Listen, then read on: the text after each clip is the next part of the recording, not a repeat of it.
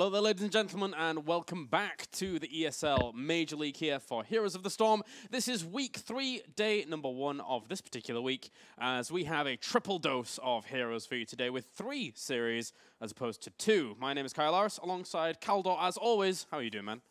Pretty good. We have a lot of games today. They thought that 2 was not enough for us, so now we're going into 3, and it's going to be pretty epic.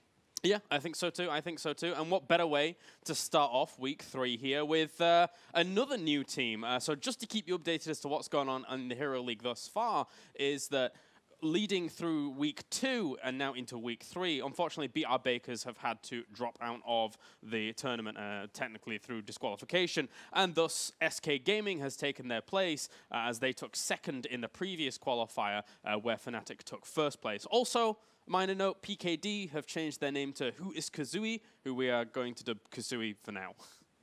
Yeah, so basically we have 2 teams that dropped out. Actually, BR Bakers completely disbanded, so the team doesn't even exist any longer. Fortunately for us, all of that happened at the beginning of the season, so we can just like replace them with 2 of the teams that had to go through the qualifiers. As already James just pointed out, that's Fnatic and SK, and they will be able to just replay those match days that they missed, so it will be all good in just like, I think at the end of the week, we're already back to business as usual with the entire ranking, so that's going to be good. But that gives us today on a Thursday 3 games instead of 2. Yep, that's true. You will be doing Thursday solo, I believe. Yep, exactly. Because I am busy with WCS. So you'll have that to enjoy over on Thursday. But for now, we're actually going to get into our first game very soon. And it's going to be El Nexo going up against the newcomers, SK Gaming. And give us a little bit of background here, Kaldor. How do you think SK Gaming are going to be able to fare here in the Major League? Well, for SK Gaming, it's going to be a bit rough. Not because they're like bad or anything by any means, but the problem for them is they had a lot of lineup changes. So whereas you have a team like El Nexo, who has been playing in this constellation for months and months, SK had to readjust a little bit. They lost a few of their players and have just replaced them recently. So they had a couple of days and I think like 1 or 2 weeks at least to form that lineup and to really play together. But it's of course still something where you kind of need to find out how your allies are really going to play in a team fight. So I'm not quite sure if they are able to really compete against El Nexo in that regard yet, but they've done very, very well, especially at the weekend when they were playing also at the Go4Heroes tournament, reached the final. We're going up against 3 Max there, and it was a very, very close battle actually. So SK is very strong. And I think at this point, they can only get stronger once that they have just like the synergy between the teammates and that they know each other really well. Well, we're already going into the bans and picks of game number 1 here, so let's jump straight on into that, as the bans have already come out. We've had Illidan from SK Gaming, and El Nexo have stuck true and tested to their Zeratul ban that has been following them throughout almost the entire tournament so far.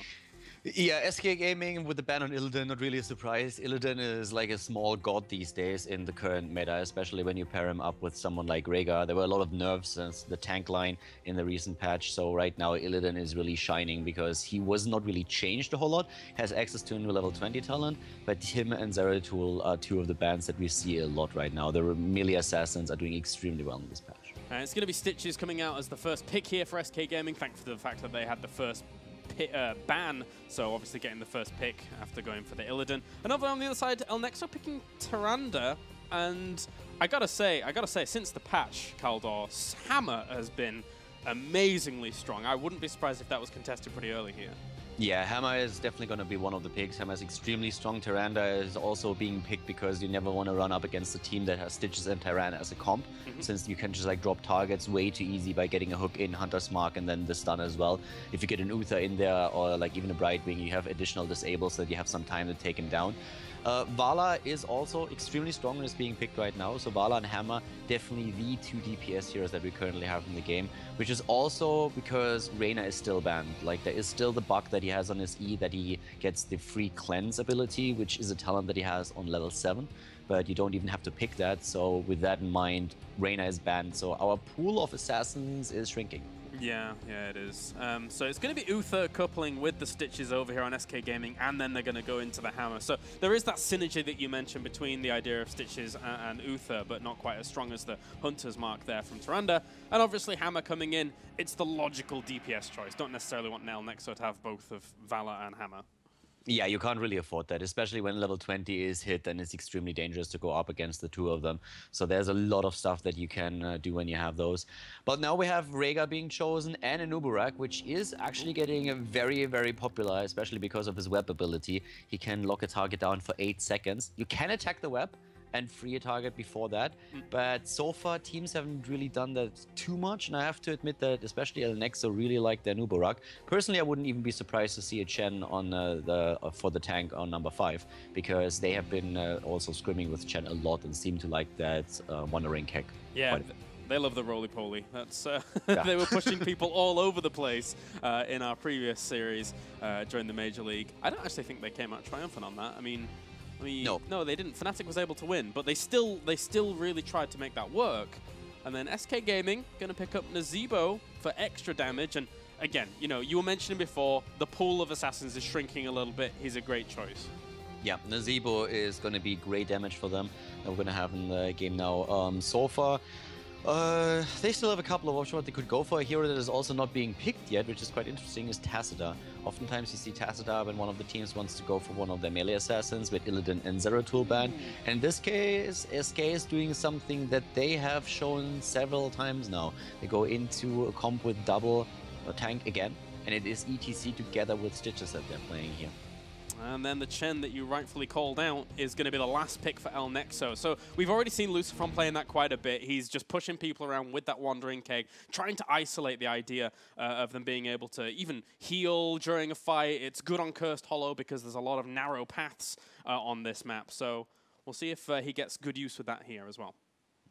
One of the things that people are interested about, and we probably should point that out too, is that teams are allowed to pick Lost Vikings. So Lost Vikings are officially now in the tournament and in the league itself. The only hero that is banned out right now is Reyna. That's true. That's true.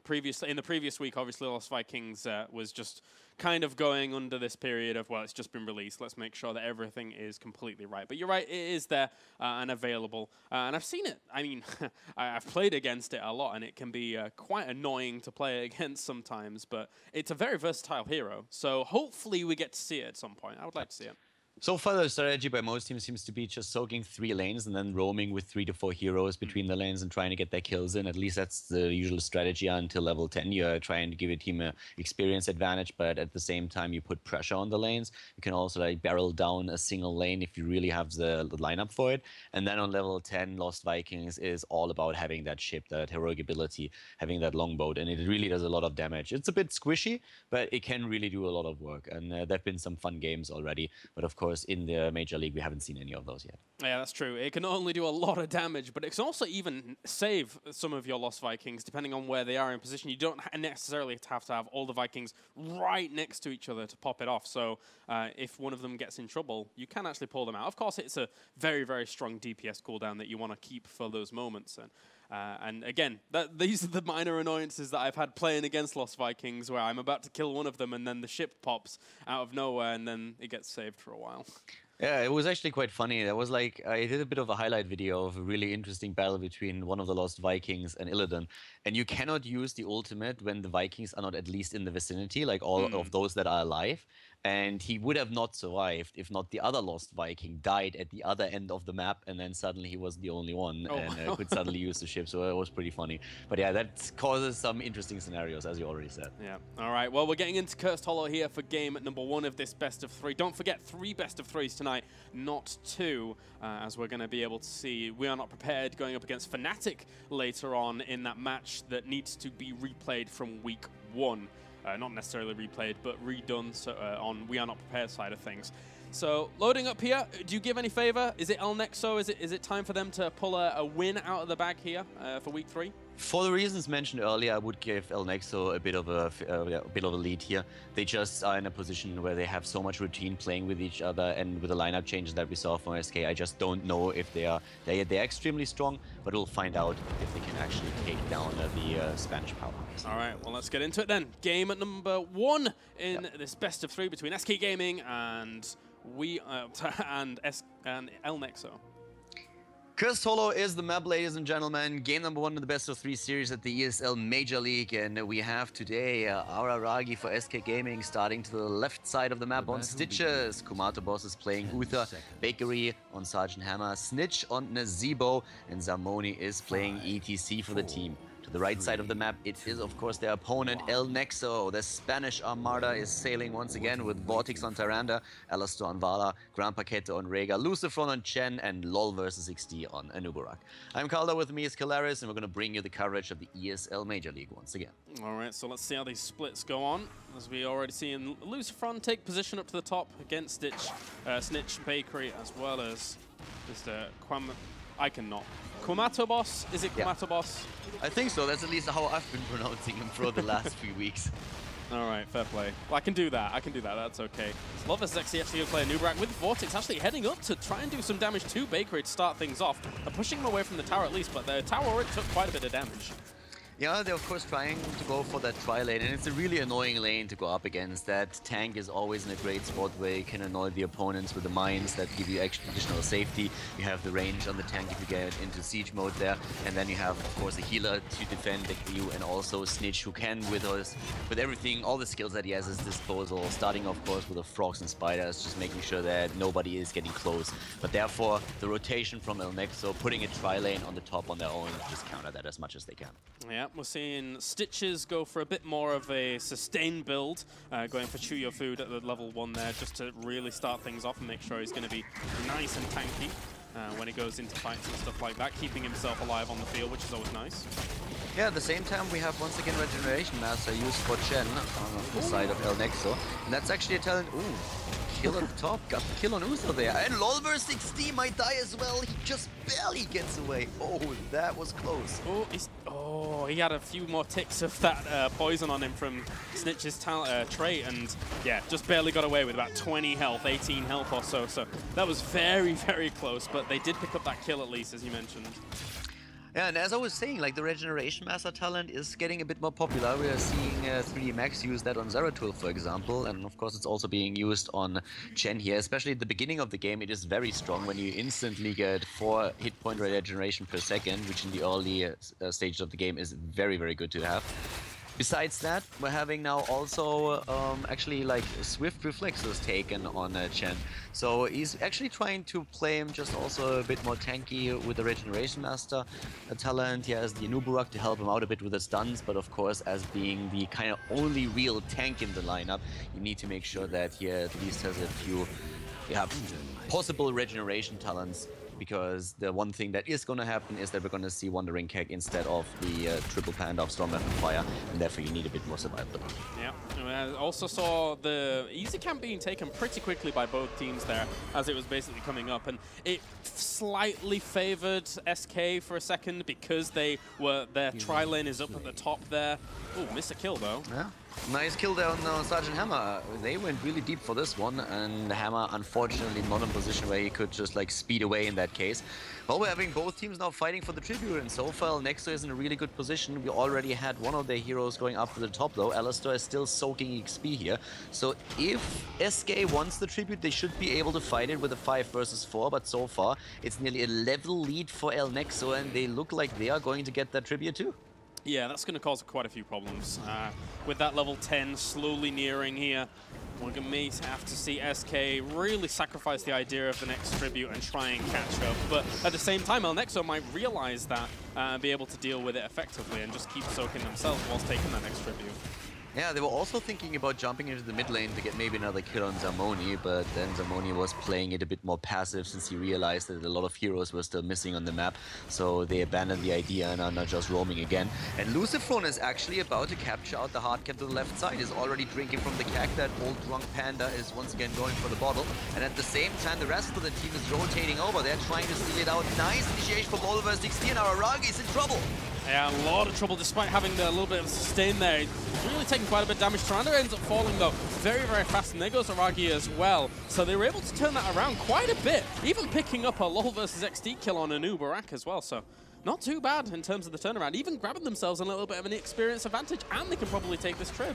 Yeah, that was a very, very nice move for them. The problem that El Nexo was facing there is they saw the camp, they saw that only 2 of the knights were still alive and both of them on low HP. So we had Chen jumping in and just like trying to hit the keg and drink up so that he gets the additional shield and has a bit of sustain.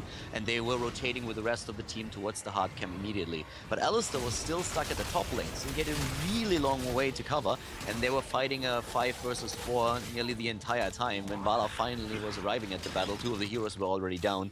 So yeah, Nexo just being a bit too greedy here, and I don't think they realized how close the other teammates of Araragi actually were. Yeah, giving up that experience lead now, so it's going to make that level 10 fight a little bit more difficult on their side of things, because right now we're seeing SK Gaming lead in that regard, although Lolva 60 going very deep into Bakery here on the top lane. Going to have to pull away though, those guys, with Alistair reinforcing as well. Yeah, Alistair with the ball out of the wall of zombies. Snitch is getting very low in mana.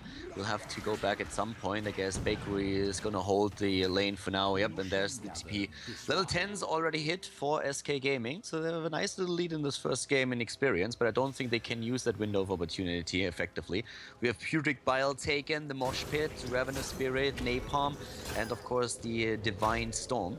So at this point, level 10 hitting for the opponent's team, and basically everything that we already talked about earlier. It's the Starfall, the Ancestral Healing, we're having Web, and also Wandering Keg taken, and for Vala in this case, it is Rain of Vengeance. Yeah, so quite a bit of lockdown there to be able to push people away, and then also good AoE potential to try and control these points. Bakery's taking quite a bit of damage going into this trip fight though. He might have to be pretty careful about positioning himself wisely, as Lucifer's trying to push away Zarmony there, who does have a little bit of potential. There is a web going down to try and lock people away, but Aragi taking some damage. Yeah, Aragi taking a lot of damage, and that Starfall was in the perfect position. Well, could have maybe been a bit farther to the left, but a really nice spot there so that SK can't chase, but they hook and they get the kill on a Nubarak. And Zamoni lets them dance, and Snitch uses his own ult to capitalize on that. He takes one hero down, Vala is now gone, that leaves Vortex up for grabs. He just barely gets away, but SK with a really nice team fight, and I find it really impressive how these guys are able to work together, considering how little time they really had to get used to each other's playstyles. Yeah, what a snowball situation though, from that hard camp fight to now this, as you know, we've seen that little bit of a lead being eked out here by SK Gaming, taking their boss as well. They have to be careful to El Nexo. They probably want to contest their boss as quickly as possible, because they can't do anything about this one, and they certainly don't want to have to deal with this boss while theirs is also being captured. The next problem that is going to arise here is that another tribute spawn would put a curse onto El Nexo, so they have to be really careful. If they rotate down to the bot lane and try to defend with the boss that was just taken by SK Gaming, and then suddenly tribute spawns at the top lane, for example, boss and curse could fall into the hands of SK Gaming. And there it is already, right next to the boss, so this is a horrible position for El Nexo to be in, very uncomfortable. Yeah, they're going to have to try and rival this spot, and then from then on, if they can win out a fight, then maybe that'll be a great little move for them to actually go for their own boss. But as you said, that boss down to the south is pushing pretty hard. Going to have to try and take this. Vortex is going to go for it for a second, but you can't get that just yet. The presence of SK Gaming is very strong. And level 13 is going to hit any second for SK now. They will try to get level 13 while delaying the tribute capture from their opponents, and there it is. So now they have an extra talent, and that is horrible for SK. The boss has already taken down the fort in the bot lane. Double sprint already used, and we're going straight into also again for Aragi that mixed build where he goes for the slam. Oh, and Lucifer is so low, just barely gets the way. They pull the aggro on the boss. He might get a stun off, doesn't, but Lucifer extremely low as the hook hits Lolva 60 again. Yeah, he tried to web someone in there with a Quantum Kamata boss, but he's going to take a lot of damage trying to get out of that position with the ult from the Ravaging Spirit, trying to do some damage to him. Doesn't kill him off in the end, but Lucifer once again still very much under pressure here from Snitch and Bakery, who are doing a lot of damage to him. Yeah, he was trying to move in and do damage to Snitch. Now he's just trying to get away as fast as he can, and will be able to do that. But Uther dies up at the top, so suddenly SK is down one player. Well, they still have the Ghost there, but not for long. Bakery is moving back. Oh, he gets stunned. Really well done. And Lolva 60. Oh my god, that was sexy. Just uses the Burrow Strike and takes down the tank. Yeah, the follow-up was nice. A nice little combination that we've seen there from El Nexo. Grand PKT is going to pursue for the kill on Nazebo. And Zarmony now has to get out of there. Lolva 60 going in deep into this fort range, but it doesn't really matter. That's a lot of damage that they're trying to put out, but ETC, as tanky as ever, manages to get out. that was a beautiful fight by Nexo. Like the coordination that we saw there, the entire scene was like so chaotic, especially since we had Lucifron jumping Nazebo and trying to take him down. Then suddenly also Bakery had to help out on the tank. And from there on, it was just like chaos. Uther goes down from every single side. Heroes are moving in. SK is trying to disengage. And everybody just like gets taken apart one after another. It was really well played at El Nexo here. And they had to keep a pretty clear head to get that. They did. They're going to have to keep a clear head now, though, as this position is being rivaled slightly, of course. I don't think they're going to be able to get the steal. It's just a little bit too far out. But they may cause a fight. Lucifron Law versus XE just wanting to get out here whilst their damage dealers lead the way. And at least they get themselves a boss here to be able to push on towards his top lane. Yeah, we have Barricade used again as the 13th talent on the side of Bakery.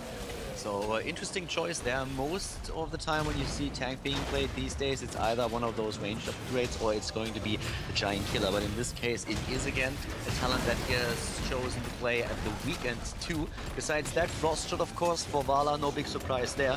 We're having a focus on the W on Nubarak, going for the hardened Carapace shield. And with the boss now, they're pushing it. Nice, great what we are seeing here from Tyrande. An absolutely amazing Starfall and the keg as well. But Snitch in the back is allowed to get his entire ult off. That's so much damage that he can dish out here. Yeah, Bakery didn't have much opportunity to do too much damage at all there as Lucifron was pushing him away. That was really irritating, losing the fort during all of this. GrandPKT is going to end up falling though. SKT managing to bring him down whilst all this chaos is going on. Nice move there. And Boss really just wants to keep himself alive. They're even going to get a LoL versus XD kill. I'm really surprised how El Nexo is allowing that Ravenous Spirit to go through the entire time. They have a lot of interrupt in their arsenal, but every single time that Snitch uses one of his ults, it just like completely takes El Nexo apart. Like he got so much damage in the last battle, and that shouldn't really have happened like that. Without the Ravenous Spirit going completely ham on the Spanish team, I think they would have won that fight easily. But of course for SK, it's great how they are able to put Nazebo in a spot where he can actually get that off properly.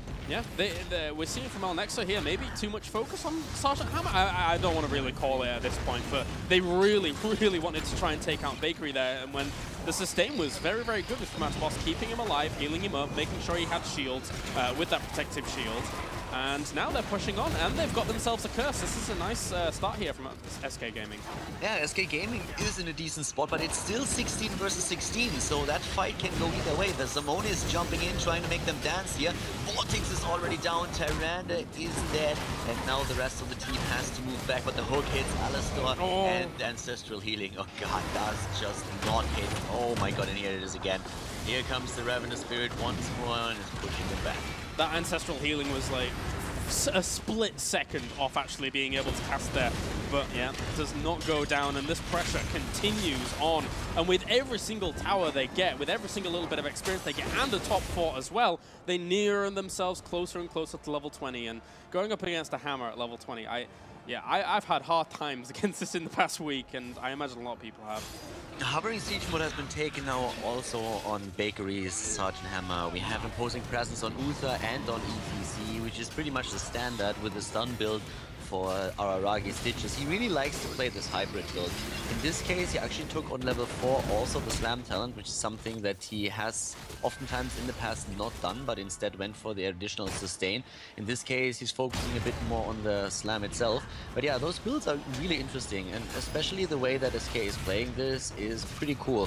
But El Nexo is also opening a lot of possibilities for them to really shine here, and I feel they had a significant lead that they could have used to get farther ahead, but that fight at the top 4 definitely caused a lot of problems for them.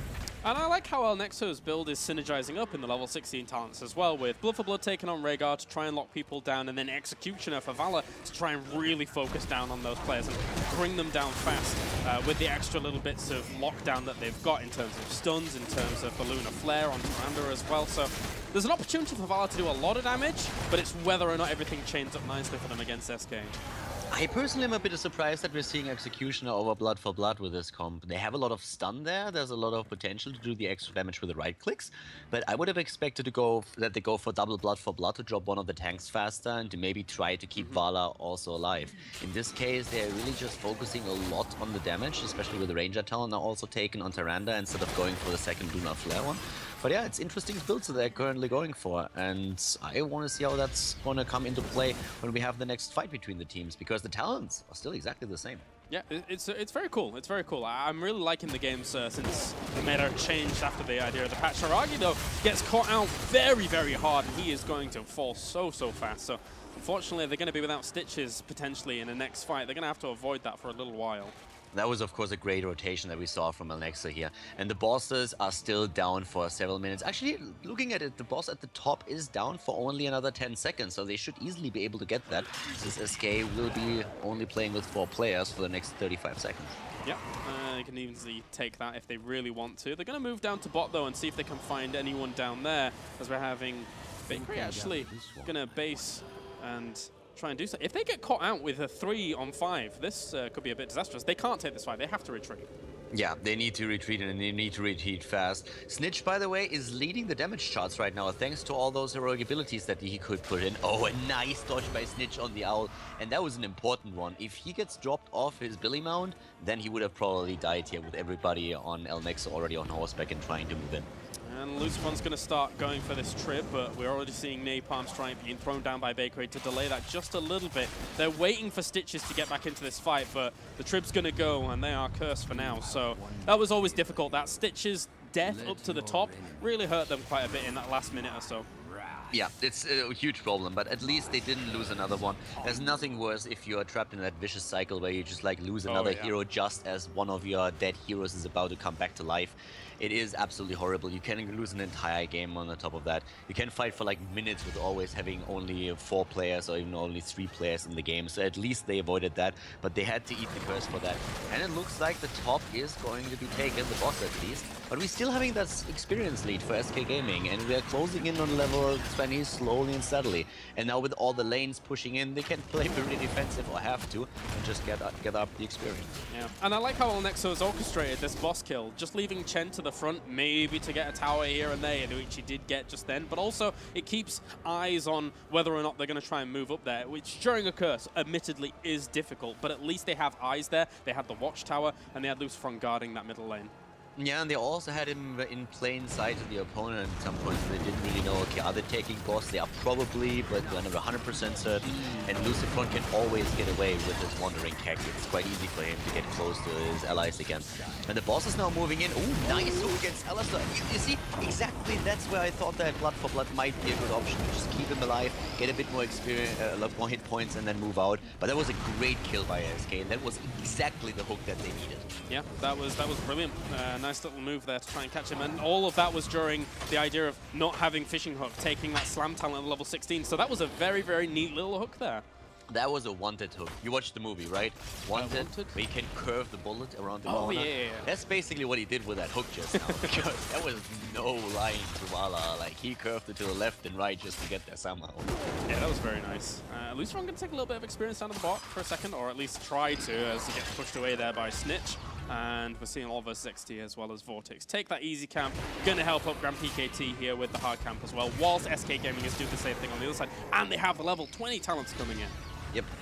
There was, by the way, a bug in the alpha where with your Impale on an Uberak, you could curve it to an opponent. Oh, I didn't see that. Or just follow that. It was a very, very fun thing to happen, but yeah, you could exploit that a bit, but it was pretty difficult to pull it off and not really all that useful. Looked very cool though.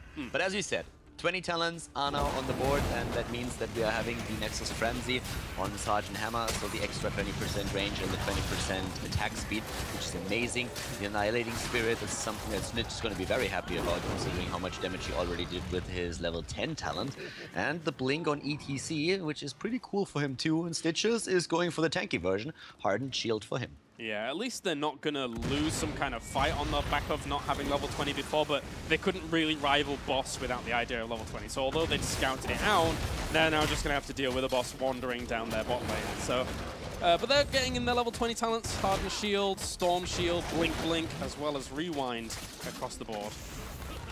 For Tyrande, we oftentimes see Rewind taken over Blink. In this case, it makes a lot of sense to go for the extra mobility though, since especially Tyrande and Vala, of course, the two heroes, that the opponent's team is focusing on a lot. And if you're getting hooked, then you always want to have a blink ready to just get away there. I feel if not for Stitches, we would have probably seen Rewind in this case. Yeah, that would have been a good idea. Araki, as well as SK Gaming here, are going to reposition themselves, though, trying to bait out a little bit of a fight on this trip. They throw the Owl, and now they must realize if they're not round that trip, there's got to be some kind of bait out here. So Nexo are going to play this a bit cautiously. Yeah, they have to be careful against the hook, and they know that very well. There is no Gorge, but yeah, there comes the interrupt already. They're moving in. Alastor needed to move back there. Bakery is in a pretty good spot so far, very hidden, but Lucifron can of course always use the Wandering Hack, and they actually ignore it. They just say like, yeah, whatever, it's only the first one, we can move up to the left. Now their path of retreat is cut off though. They're apparently trying to burst that keep, and they will get it, and then they're trying to turn around and fight the battle. That is an interesting strategy. It's a ballsy one. They're gonna have to fight, as already we're seeing Raga come in, but there's the Divine Storm with the Web Wrap actually being landed on just after Divine Storm went down. A lot of damage being done to Vortex though, as he's just barely gonna get out. No! Oh, he's almost so close. Oh, nice done against Snitch. This time, finally, they cancel it out. Lucifron is already on the run. 2 heroes are dead. Lucifron is going to die as well. Probably, I guess, Lolver 60 and Grandpa Cat are going to get away. And the Fat Panda is suddenly, okay, finally he gets the shot in. I was really thinking for a second that he might be able to escape here, but no. They lost 3 heroes, but they killed the keep. They, of course, were hoping to do a bit more than that. The only question is, how much is ASK going to take down now? Because it's definitely going to be a keep, but it might be more than that. Yeah, losing that fight, I mean, again, it's not like Nexo were forced into that situation. They put themselves in that situation as SK Gaming grabbing a keep. It looks like they may push on a little bit further here, though. They've got the stability and the damage available to them. Revolver 60 and Grand PKT try and go in. They're trying to get on Bakery. Yeah, Bakery is getting quite low. Grandpa Cat is doing whatever he can, but I guess that is going to be lights out. 50% on the core already, and there comes the web into play now too, but it's still only 2 heroes alive. Uther gets killed, but that's not enough. This is game, this is GG, and game number 1 goes to SK Gaming in the best of 3 series versus El Nexo. Wow, brilliant start for SK Gaming here in the Major League. Wasn't really expecting things to play out like it did there, but I felt that El Nexo had 2 main moments where they kind of put themselves in tricky waters, which was trying to take that hard camp earlier on, and then trying to get that keep. It was an ambitious and bold move. If it were to take the team fight, then it would have been cool, but it didn't play out that way. Yeah, the first fight at the fort up there, they definitely... Let's be honest here for a second. El Nexo screwed it up when they did not interrupt Nazeebo twice. Like in 2 times, in 2 team fights, Nazeebo got a full ultimate off, and he hit in one of them 3 heroes for like nearly the entire duration for his ult. They were trying to run away, they were healed out and everything, but Nazeebo got so much damage in, it was insane. In the last team fight, they finally cancelled him out, but they also had a spot where they really were pushing Uther away, then suddenly they were webbing him. They apparently couldn't really decide what to do with him there, so they could have used that for different heroes. And in those 2 team fights, the last one was, of course, I don't want to say it was a Hail Mary. I mean, if they win that team fight, then the game is won. They already took down the key, which was great, but they put themselves definitely in a do or die situation. But all of that would probably have gone down a very, very different way if in the fights at the top, if they would have just like focused or like reserved some stun for Nazeebo, then it would have been much easier for them. But SK, of course, played a great game there and made good decisions. So in the end, a deserved win. El Nexo has to now be very careful. If they lose one more map, they lost the best of 3. Yeah, definitely. It felt watching that game, the SK's lineup and movements and decision making, as you already mentioned, it just felt more solid. It just felt like we're gonna play just a safe, normal game here on out. Not really take too many risks here or there, and they really did win out. Of course, they got the stitches at the start, and some of the hooks did help them going into those games because they had the first ban and thus first pick. So going into game 2, with El Nexo having first ban and first pick, maybe we'll see, you know, the flip of the coin here for El Nexo. Yep. I mean, usually it's said that especially right now with only being 2 bans available, a team that has first ban and first pick has a pretty significant advantage. But right now, I feel in the last game, it really came down to those plays. It was a pretty even match. We saw fights won by both teams, but you have to isolate those key heroes. And Nexo is usually doing a very good job with that and did so also in a lot of the fights that we had there. But SK was playing a very good game, and especially like for me it's amazing to see like Nazeebo ults go through like that, because usually you always have people trying to focus him down immediately. I mean, we even see counter picks. There was a time when Thrall was only picked to take down a Zebo ult with his Sundering. We have Tyrael, we have someone like Anubarak, and Anubarak should have had some kind of stun for Nazebo there. So yeah, Escape bringing Snitch in a position where Snitch could actually say like, hey, I'm absolutely safe here. I have 2 tanks. They are both blocking for me. The rest is peeling as well. And I can get my ult in and do all the damage in the world. And that worked perfectly for them. Mm. And if we go over to Nexo's side of things, do you feel that the Chen pick did enough for them to warrant the idea of using the Wandering Keg to isolate people and keep them out of the fight? Because I don't think the Wandering Keg there was quite as effective as it was in our previous week's worth of gameplay. I would definitely agree with that. I think the Wandering Keg, oftentimes you had to use it to just stay alive and get away because they were initiated upon, couldn't really set up the proper position, and then he had to use it to get away and out of harm's way. But I would have liked to see a little bit more use out of it. Just either isolate a hero or make sure that the healer is just in a position where he can't really do anything. I think the first fight went pretty well when they used the Wandering Keg, but after that, Lucifer was always in this bit of an awkward spot where he didn't really have an option to do anything like really valuable with it. So when you refer to the game that we saw between them and Fnatic last week, they got much more value out of the ultimate in this game, in the last game, I mean. Yeah, no, I have to agree. Now we're going into the picks and bans of the next map. We're just waiting for SK to ban their first map. But interestingly enough, there is the potential here that El Nexo losing Cursed could then pick Cursed if they wanted to. And we've actually seen that a few times so far in the tournament. They were on the backside of it last series when they were playing against Fnatic. But it seems like a lot of people really like playing on Cursed just in general. I just looked at I was thinking about which map they would pick. And immediately in my head there was like, if they have a chance, they go Black Hearts. Okay. and then I look into the convo and see because there is one ban that one map that SK can ban out now, and they immediately banned Black Hearts. They're like, yeah, no, it's not gonna happen. El Nexo is really good on this map. They are extremely strong on Black Hearts Bay, and most of the teams I think ban it out against them. Yeah, we've seen it quite a few times if I look at my records and keep them all intact. And look, there you go. Vortex says go Cursed again. So we keep seeing this repetition in Cursed. People feel that they have a good shot on it. I don't really see too many teams saying let's ban Cursed out really early in the banning phases and things like that. So it's good to go back to it. Let's see if El Nexo can kind of make up some ground here where they lost some.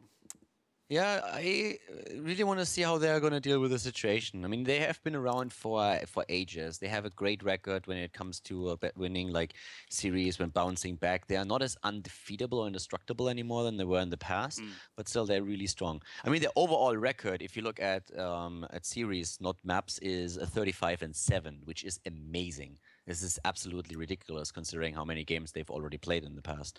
So that's pretty darn good. But right now, they are a team that is still among the best in Europe, if not the best in Europe.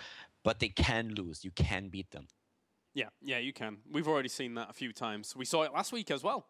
We saw it last week, and we're seeing it here from SK Gaming. It's actually quite funny if you look at it this way, because El Nexo, in the past 2 weeks, have had to play off against the 2 newcomer teams to the tournament, and both of them are already giving El Nexo a really good run for the money. So it's nice to see how competitive the European scene already is. I mean, with Fnatic last week, we had already a team going up against them where you could see that they have a long history as well. They swim a lot together, they practice together, they train, and they know each other very well. So the game last week was not really a big surprise, and it went the full distance. Like we had 3 maps in that as well.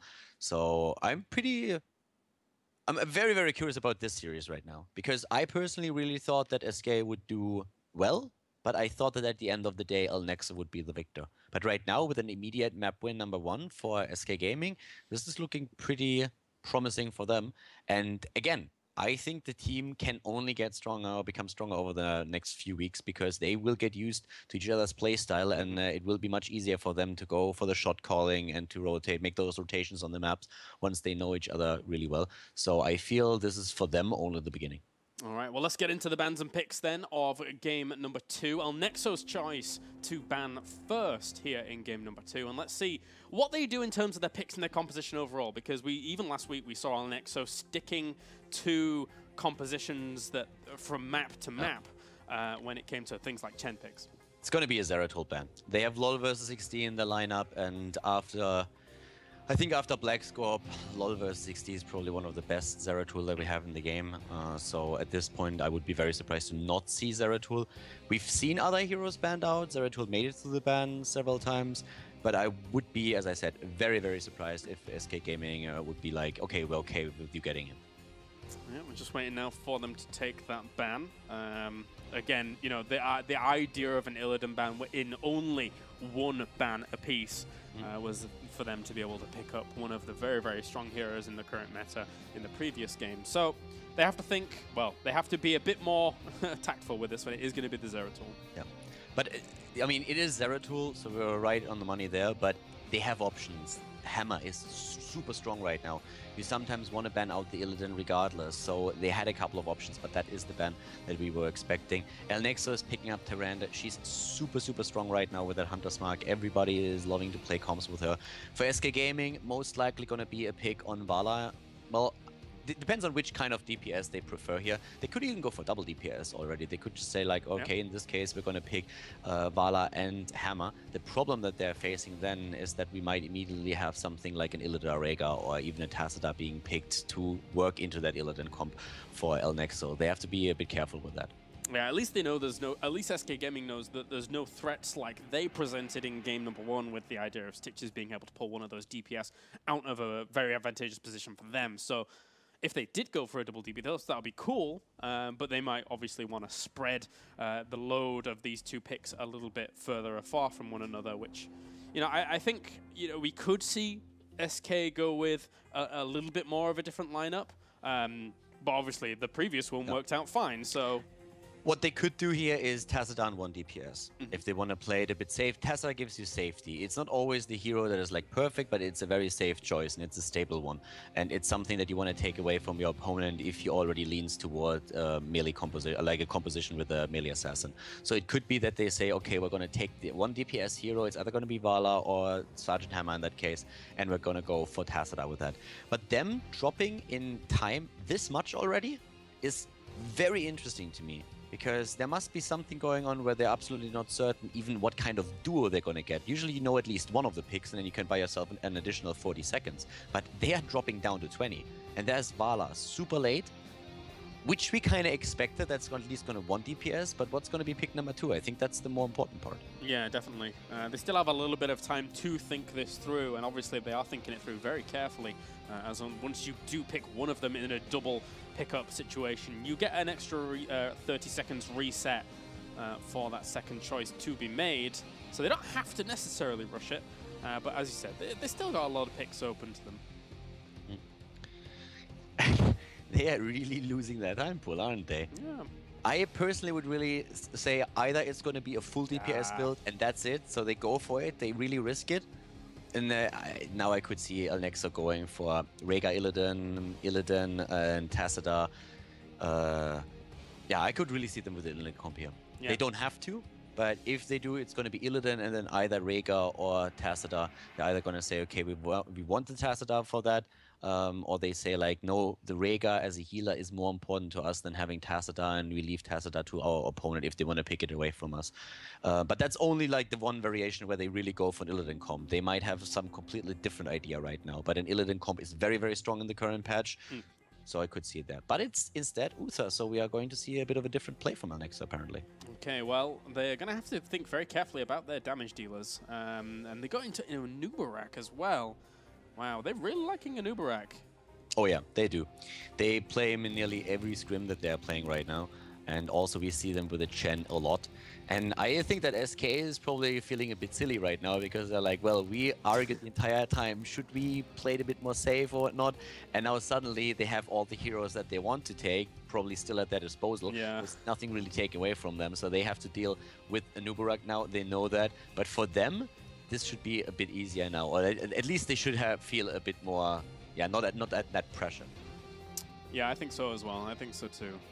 SK Gaming, obviously, they want to pick themselves up a healer at some point. They're going to take ETC again.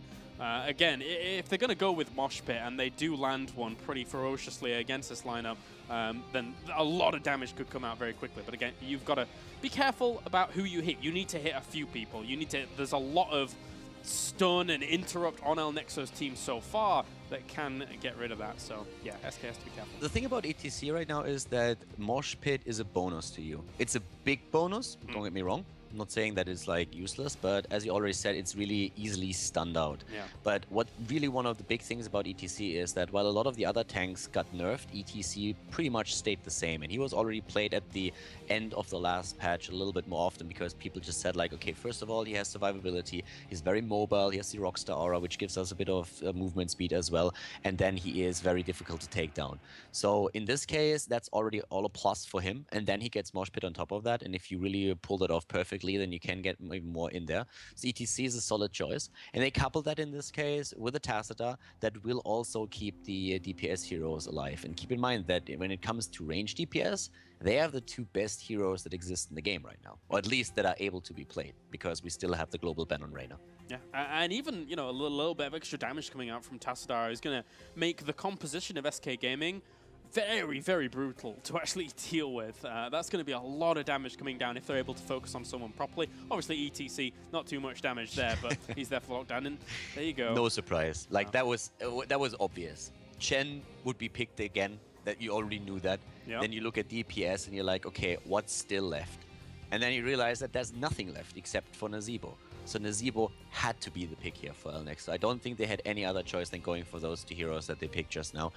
The only thing that would have been really interesting to see, I mean, and hypothetically speaking, is if what El Nexo would have done if SK picks Nazeebo, which of course they can't really do since they already have two DPS heroes. But in that case, I feel El Nexo would have been in a lot of trouble there. But yeah, as is, they're going to have the damage with especially Tyrande and Nazeebo, and they have the lineup to keep him safe, or they should have that. That would have been very funny, actually. if SK Gaming just said, well, screw it, let's just go for it. Let's just take 3. We were game up anyway. Let's see what we can do. But who's Tacita? Oh, wait, they just ran out of time. Yeah, they actually did. Are they going to pick someone? They should probably... I don't know what the rules are on that. I assume... To be honest with you, right now the draft tool just failed, because what should happen when they run out of time is that they get a random pick. Ah. And that didn't happen. Uh-oh. Kaldor, what's up, man? Okay, Araragi is saying he picked Brightwing at the last second. It's actually like really interesting. I'm going to create a bug report right now, because we tested that out. There must have been a change or something bugged out. I don't know what that is, but he should have gotten... yeah, they should have gotten a random hero. Okay. And El Nexo, of course, says like, yeah, whatever, guys, it's fine. Yeah. All right. Well, we're going to get into apparently he picked it in the last second and even has a screenshot ready to that. So apparently it's just like a communication thing between the observer interface and their interface. Yeah. All right. All right, fair play. Well, we can get into game number 2 in a second then, as Brightwing was chosen, not actually shown on stream, but chosen in the last second there to round out the composition of Valor, Hammer, ETC, Tacita, and Brightwing on the side of SK Gaming. So now we just need to get our lobby going. It looks like Vortex has one, so I'll jump into that. And then we should be good. All right, so it's Cursed Hollow again.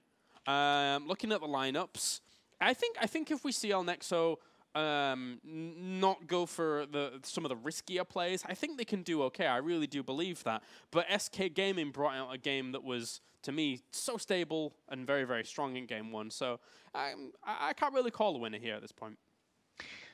I have one problem with that comp that SK is running right now. They got decent damage out of both Anubarak and especially Chen in the last battle. They with the builds that they were running there. So they got quite a bit of damage out with that. But they do not have a hero that really does a lot of sustainable damage during the fight. They have only, I would say, Nazeebo for that. And if Nazeebo ult gets stunned out, I think they are in trouble here. If you compare their damage output to a Vala and a Sergeant Hammer, then it's not really all that big. So they need to make sure that, first of all, they're dropping a target that Tyrande calls, or where they call, okay, Hunter's Mark here and focus him down. Yeah. And they need to really, really get that Nazeebo ult in.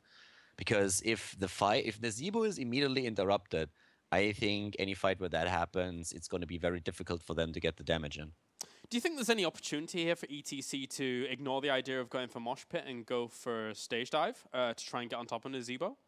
We actually see that sometimes. I don't think that he's gonna really use it there. Let me actually like double check the lineup once again. I don't think we're really gonna see that. We've seen actually a couple of teams that really went for stage dive here instead, and I don't think that we're necessarily gonna see it here. The thing about Mosh Pit is also if you have it, even if you don't use it or use it late in the fight, your opponent usually always tries to at least have something that he doesn't use so that he can interrupt you. Yeah. So that's another stun that's already out there, you know, that they can't use for the rest of the team. All right. Well, it's interesting theory crafting all the while. I really, really do enjoy the idea of the dynamics that come out from the opportunity to choose one of the heroic abilities that can come along from either of these teams. But as always, we're seeing El Nexo in a comfortable place with their composition. They seem to really enjoy this Anubarak Chen doubling up that they go for here. I just hope for their sakes, at least, that it's a little bit more effective this second time around, because the first time around it didn't go so well. They have a lot of interrupt here for sure. They have a lot of things that can interrupt the ult, that can just like lock somebody down. And they have to they can also, like, this is also a comp that can really jump a hero quite easily. I mean, you have a Nubarak that can just, like, dive in. You have Chen that can use the flying kick. Then you have the barrel and all of that. So I feel in this case, SK Gaming could lose one of their heroes early on. They will probably try and focus on the Sergeant Hammer, since Vala with the Vault has a few more options to get away there. And that's Tacida's job then to really keep them alive with the shield and trying to just peel a bit, as well as, of course, ETC, who is going to try to use the skills to get the targets away from them. But yeah, it's an interesting comp that they are playing. And I feel like, especially on those close counters, it can really work. Yep. They had a very good game. You know, they had a very good game in the last match, in those fights. And then they had 1 and 2 situations where they kind of blew it. That hard camp that they were trying to take, where they didn't realize they would end up in a 4 versus 5 because Vortex, or I don't know who actually was it, Alistar was still at the top lane. So if they avoid situations like this, El Nexo is a team that is extremely dangerous. Yeah, Vortex seems to be favoring more playing the Tyrande in these games to, I guess, get the Hunter's Mark down on the target that he really wants to be able to focus on. Obviously, the shot gets called out from that point on. But anyway, let's get into game number 2 now. It's going to be Cursed Hollow once again in this best of 3. Cursed Hollow is map number 2, as already mentioned, and we are having SK going up against El Nexo once more. SK Gaming currently in the 1-0 lead in the best of 3 series here at the ESL Major League. To the left side of the map, we're having our Aragi in blue for SK Gaming playing on ETC, Snitch on Sergeant Hammer, trading in his Nazebo, Kumato Boss on Brightwing, Zamoni on Tacita, and Bakery is on his Vala, his favorite and probably best hero. To the right side of the map, though, it is in red, El Nexo. They're down 1 game in the best of 3 series and have to win 2 in a row now. Vortex on Tyrande, Lucifer again on Chen, Ganapaketa on Uther, Alistar on Azebo, and LOL versus XD again with a Beetle, trying to get his stuns in. This is, of course, the ESL Major League, and we're listening to Calder and Calabris. A nice little owl there shot off to the top to be able to spot who was going straight up to that tri-lane, spotting Brightwing, spotting Vala. I think maybe caught the very end of Snitch there on the hammer, but it's to be expected in this tri-lane up to the top, so at least they gained a little bit of information to start things. Yeah, and at the top lane, with those tri-lanes now clashing up against each other, we have, of course, quite a lot of stun already with LoL versus 60 and Vortex being in place. Bakery is, in this case, going for a Rancor build. Bakery is a great Vala player. Oh, there comes the initiation. Oh, that was really well done. Look at that damage. Oh my god, Snitch just barely gets away. But holy hell, was that good. Oh, the owl! Oh, that was so close. I thought with the zombie wall he was gonna die for sure. He was very, very narrowly close to death, but manages to get out, and the owl at the end, jeez. If I was Snitch, I would just stay behind the gate and be like, nope, that's it, guys. I'm not gonna leave again. Like, I'm gonna stand here until they're gone. Tell me when they're gone, but until then, I'm staying here. That was so close, so close. And they've actually tried to rotate around now towards mid. And Tacida's actually heading towards bot here to just hold on there, with Aragi now moving towards mid as well. I can't believe that he didn't die. That was insane. But yeah, they're definitely going to try that again. They're going to try and go for that once more. So, oh, they're actually, there we go. Ooh. And no, this time they saw it coming. They're having none of it. Yeah, not a single one hit. But yeah, before we started with that, I actually was going over the build, especially from Bakery's Vala. It's his best hero by far, and we are seeing him going for a Rancor build instead of going for multi-shot. We have Bribe on Brightwing, and yeah, disregarding that, pretty much the builds that you would expect with the Rangers mark taken on Tyrande. Now on, we should probably see Manticore, I guess, on Vala. Unless he's going, well, he could go Manticore, that's one of the options that he has, but he's going for Arsenal. This is probably going to be, again, this build where we are then having on level 7 instead of either multi-shot taken, or we've even seen Caltrops taken on level 7. Yeah, I'm wondering if he's very, very confident in his abilities to just position himself well going into fights, thus he feels he doesn't need that extra range on multi-shot when it comes along. But for now, there's a trip at the bottom, and we're going to see who's actually going to contest this. We're seeing quite a lot of movement down towards there. Baker with Brightwing going to be able to support. Yeah, and well, you know what, that was actually a really good move by LOL60, but I think when we're talking about Bakery, one of the things that is important is that early on you can already decide to play a talent build with your hero that caters towards the level 20 talent. So with him going for a Rancor build, I wouldn't put it past him to later on go for Nexus Frenzy. Yeah, that's true. They're all, with all that extra attack speed he'll have from the Rancor and the Nexus Frenzy, he could be pumping out a lot of damage with those right clicks, but depends if he's able to get in the right position as level 60 is going to jump in right on top of Snitches, but he's prepared this time. His Snitches jumped straight on out. Yep, and at the same time that tribute is still there. And nice zoning so far. I mean, really like what SK is doing to their opponents. Yeah, they have a bit of a lead too, but that healing ward is in a great spot. Heals everybody up again. Both of them, by the way, having one healing ward at their disposal, and they're using it. Command to pause is getting a bit low. And still, it's a 5 versus 5. Nobody's trying to soak lane experience this time. The sustain looking alright from Koatovos, who is at the front here, so somehow not being focused down just yet as Araki pushes forward slightly. Lucifer going to just drink on up and get himself shields, but the sustained battle won out for SK Gaming there. It was very well done, and unfortunately for El Nexo, they can't take this trip. Yeah, it's also a problem of attacking into the hammer. You don't really want to do that, and he was in a very good position here, shielded by the rest of the team, and that was very difficult to take. So the tribute goes to SK. We have a slight experience lead for El Nexo, just a few more creeps that they could take down during that time, but not too much. Level 7 therefore hitting for them a bit faster than for their opponent. Brewmaster's balance on Chen, we have the True Shot aura taken, Git Bin, Cleanse, and the W build, of course, on the Beetle again, going for the spines here. And it is battle momentum on Vala, so that works really well with Rancor. Gets you the additional ultimate in every now and then. I like how El Nexo once again sent an owl towards hard camp, spotted them. Uther was slightly poising to maybe go down there, but ran into a few mines and decided, no, probably not best. So at least they're playing it a little bit safer here with those hard camps being taken at this time. Just going to take their own and make sure that their lanes are fully soaked. Yeah, hard camp is now pushing into the middle, as you already said, and they are going for a tri-lane together with it, trying to just like push the hard camp of El Nexo back and take those towers down regardless. The tribute at the top is being completely ignored. Nobody likes him for some reason. Okay, Tyrande makes it. No, not even Tyrande. Oh. Nobody cares about the tribute. Just ran past, like, nah, let's not bother. But Aragi's going to help out here. So, but the Owl's going to land, as well as a few spiders nibbling at him. So it's making it a little bit more difficult to really capture. Yeah, the spiders are finally there, but Aragi needs to be careful that he doesn't end up in a wall of zombies. While Oliver 60 is engaging again. So everybody's rotating, except for the two players at the bot lane. Zamoni is actually TPing back while Luciphone is pushing that wall in. So trying to stall that for as long as possible would be what they're trying to do. Level 9 versus level 9, and the experience that Chen is gathering up at the bot lane is really important. But we have Brightwing moving into the middle to try and do the exact same thing. Yeah, and you know, with the positioning, at least Brightwing was able to grab the bribe on the easy camp, and then that's pushing up top. And now she can come into this fight if she really wants to. There's the healing totem though, and that's going to keep the sustain all the more up. This is with as soon as Chen joins, yeah, the Brightwing can go up. But for now, soaking that middle lane with 10 nearing for El Nexo. Yeah, they're going to get 10 during that battle. Uh-oh. And that is when SK will have to disengage. Level 10 hitting any second now, and SK is already disengaging because they don't want to wait for it. And yeah, that's it. They give it up because they realize how close they are to level 10, give up the tribute, and now we have a slight level lead for El Nexo. They have their talents.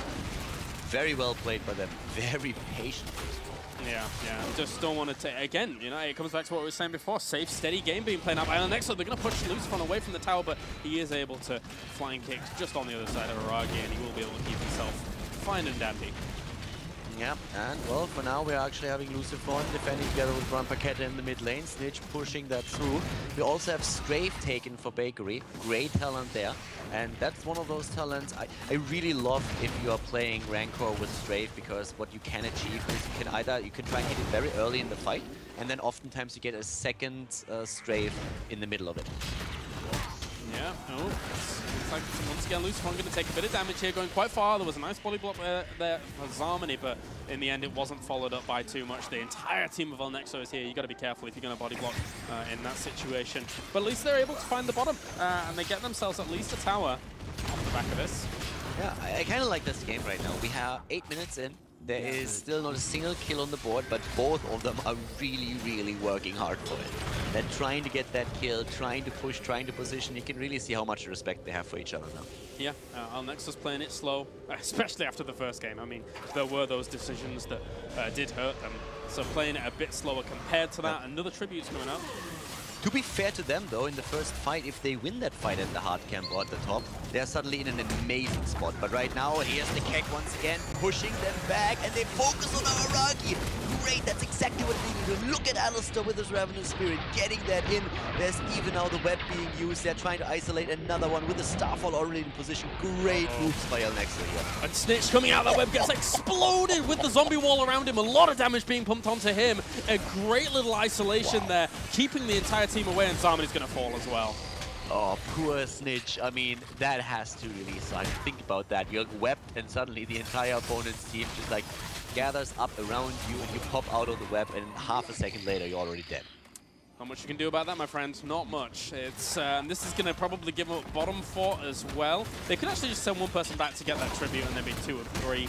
So, lovely little fight there by El Nexo. So this is pretty much the idea of what they wanted to do in the previous series, just coming to fruition here now. Yeah, this is a that was a great fight that they just fought there. They got 4 kills against 0. They get the extra talent right now, the additional tribute. That was absolutely amazing. The Wandering Keg of Lucifon paid off completely. They isolated Aragi, took down ETC. Then, once ETC was gone, Alistair used his ult, got a lot of damage in there as well. And they just isolated hero after hero, using web and also the Starfall. Let's not forget about that, to take down Sergeant Hammer. And it was extremely well played. And now, of course, they have, like, the boss.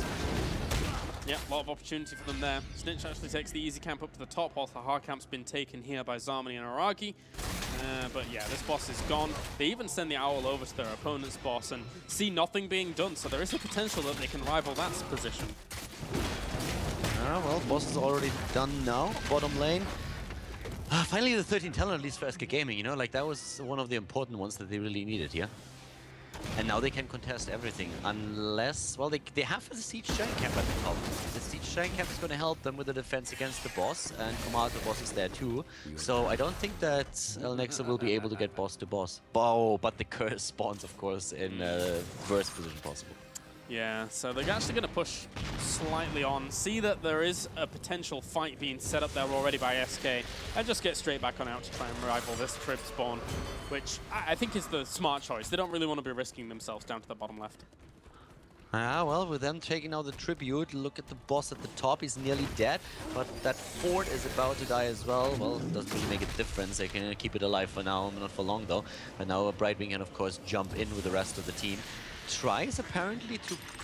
No, moves into the bottom first. Not sure where exactly he's going. Finally, he's starting to jump in. It's about time. They really need him here. Yeah, the sustain once again for SK in the previous fights was good, but will they be able to get it this time? Lucifer's going to jump in, pushes away Snitch to start things off, trying to push them towards the fight, a few of them, and a web will go down to try and isolate someone out. Ravenous Spirit was already taken out, by the way. Didn't even last a second there. They're going for Aragi again. He's trying to heal himself up. Ammonian in the back doing damage on his Argon. We have the healing wards there for both of the teams. So down goes ETC. The counter kill against the Nuburak.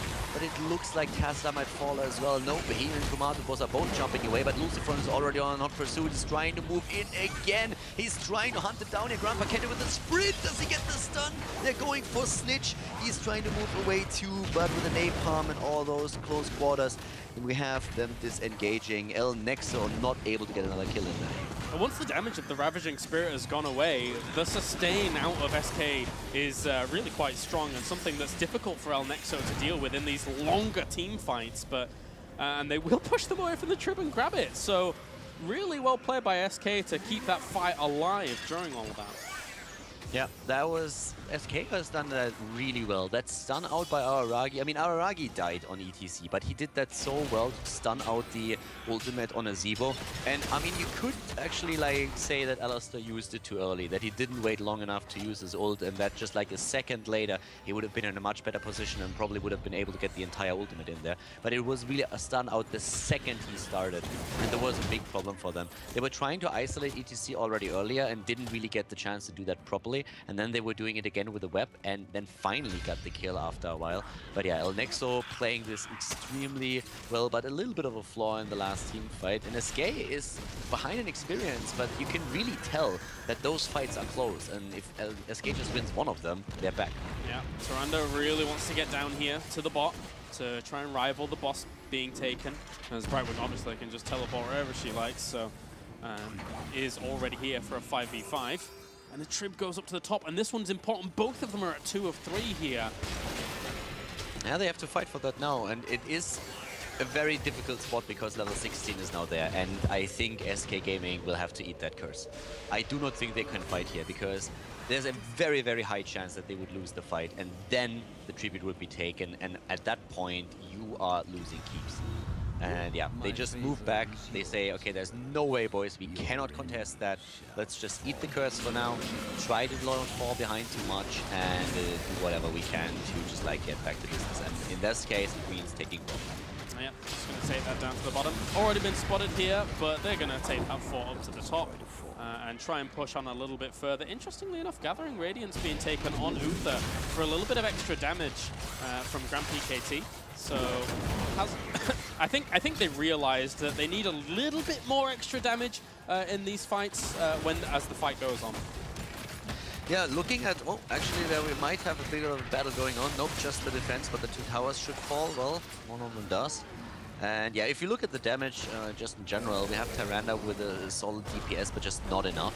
It's really just at this point Nazebo and also Chen who bring in the damage. And then you jump over and look at the DPS that we're having put out from SK, and you see that this is a whole different ball game, since they have both damage dealers that just like out DPS everything that's on the side of El Nexo. And then in addition to that, you have also Tacita, which does a lot of damage. So as we already said in the draft screen, damage is going to become an issue for El Nexo, and they really rely on Alistair getting his ultimate in, which he so far was only able to do once from those 2 team fights. I mean, especially if we see the idea of double Nexus Frenzy being taken. Of course, you know, Vala might want to prioritize the idea of keeping herself alive, or even going into penetrating bolts on the strafe, whatever she likes. There's a lot of good options for Vala, obviously, but if double Nexus Frenzy comes in, then, geez, El Nexo better be careful. Yeah, for them it's going to be Rewind on Nuburak, which is going to be amazing for them. So the Rewind is a good talent. I guess we're going to see Rewind on Tyrande too. We didn't see it in the last game, but I think that was because of the Stitches choice. So far we're not on level 20 yet though, and let's find out if, yeah, who's going to take that lead there, because so far it's still El Nexo in the experience lead. But now we have Blood for Blood taken, the double Storm, which is going to be great for Tacita. We're getting more DPS in. Stone Skin will keep Araragi alive even more, isolating him. The lack of DPS that we're seeing on El Nexo might not be the key anymore. So yeah, this is going to be a tough one. Yeah, I'm scared for anybody who gets polymorphed here by Brightwing, because she's taken Criterize there on that level 16. So they are going to get blown up if the focus goes down on them smartly. Lucifer though zoning out 3, while Aragi's going to take a lot of damage, but they managed to keep him alive. Unbelievable. They managed to keep him alive. Web is being used once again, but this time at least Alistair got his damage in. That was an important one. And yep, Bakery goes down. And Zamoni is on the run.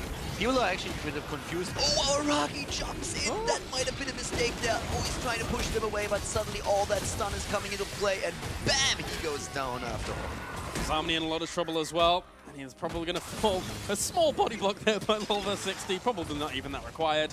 But a 4 is going to be given up for that. We also saw Sergeant Hammer having to flee down to the south. And Kumatabos getting pursued there by level 60. Just a good zone out, but nice little fight by them in the end. Lucifron zoning out with the barrel of 3 members during that. Caused so much chaos at the beginning of that fight. Oh yeah, Lucifron did a great job there, and having it was quite amazing to have somebody like Alistair able to get his ult in for this long. I really thought in the last fight, okay, you need to get at least a few seconds in, but that he would be able to get the entire ult on against the hero combination that we're having for SK here, with a Brightwing always threatening with a Polymorph, and then also, of course, our Aragi trying to use his ETC to stun him out. That was quite something. They got a lot of damage in there, and after the Ravenous Spirit was done, everybody was kind of low or out of position, and they went for it, and they took a beautiful fight there, which gives them an entire level ahead now.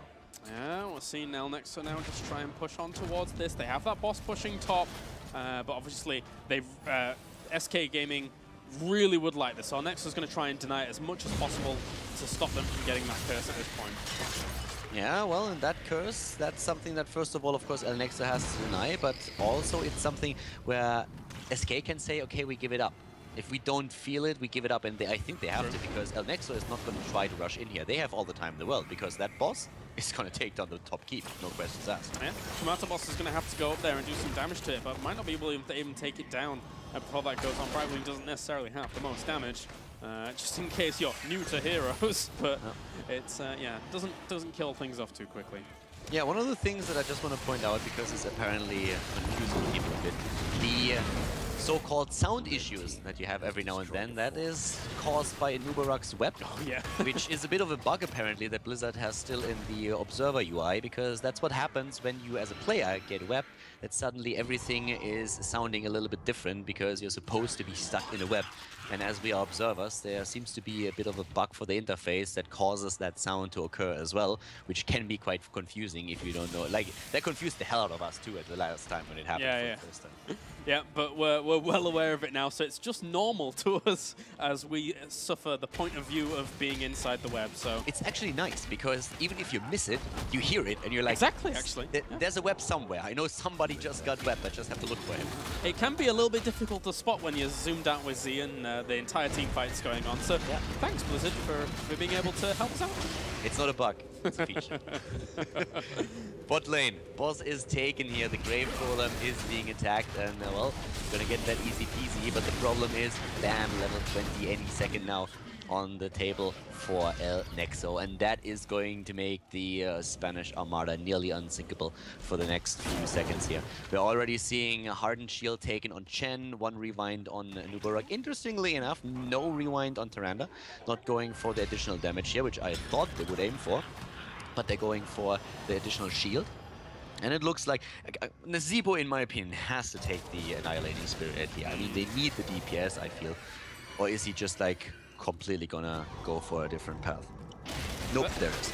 That would have been interesting to hide it away from them until the very end, but you're right. I mean, it's the obvious choice. They want the extra damage. Bakery's actually going to take an ammo to the face whilst they're cleaning up this bottom boss.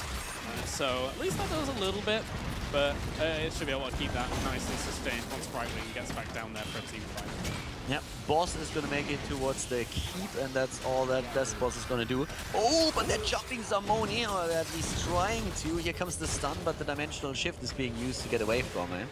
El Nexo is chasing them. They really want the team fight, but they don't get it. They might get that tribute, though, and that is, again, a curse. Yeah. So, and looks like there's not really too much rivaling. They can't really do too much whilst they don't have level 20, and they still don't have level 20 whilst this curse is going on. So this is causing them a few problems. At least the hard cam was pushing through the mid lane and removed all of the ammo from that initial wall, but El Nexo is looking like they're on the warpath. Yeah, they definitely are. They're moving in already. Oh, we have to see a rotation just now, but they were trying to get up the experience at the top. And there it is, as suspected from us earlier. Double Nexus Frenzy being used with also the rewind on Brightwing now. And things are now getting very scary for Nexo. Extremely scary. This is a whole different game for them now. Yeah, that makes a massive difference. With the double Nexus Frenzy in there, any fight that they take, one person is going to blow up unless they're very, very cautious about how they take that fight. So Nexo has to be, I would say, more so the careful team when going into these fights, because their team just lacks a little bit of damage compared to the other side. Yeah, and well, for them, I mean, for them it's really tricky. If they get jumped, I feel especially if Nazeebo gets jumped, then they're in so much trouble. They depend on his damage a lot, so they have to split for him. And that's when the Wandering Care comes into play for Lucifron. They need to utilize that to its fullest extent. They have those firsts going, they have the first keep down. All of these things are important. But winning the next team fight is going to be crucial, and it's going to be very difficult at the same time because of that Nexus Frenzy. The extra range is great, and Vala right now, it's like she has a machine gun. She traded those 2 ballistas in for a machine gun, and it's going to do work. Yeah, she is. She really is. At least Nexo on the other side of things could try and out-sustain because they, or at least strangulate their opponents, because the keep up to the top has actually fallen, but they're looking to rival boss position here at SK Gaming. They're happy to take a fight if it comes to that. And those bosses by now, 22 minutes in, are strong. They're really strong. You can't give those up, and I do not think they're going to do that either. They have to move in, and they have to move in right now. There comes the Owl already, and they're seeing what's going on. Aragi's very low, though. I don't think they can take this fight with Aragi that low. Lucifron's actually going to jump in straight away with the Wandering Kicks, try and zone out Zarmony, who is taking quite a bit of damage himself. The Spirit, the Annihilating Spirit, they take down one and they might go for the second. Aragi lets them dance, he's a party animal, but they still take him down. It was a bit too late. Oh, look at the tri-stun that they had from Volver 60. Perfect setup. I think Aragi's taking so much damage, and then I mean, Brightwing wasn't there for a little while during that as well.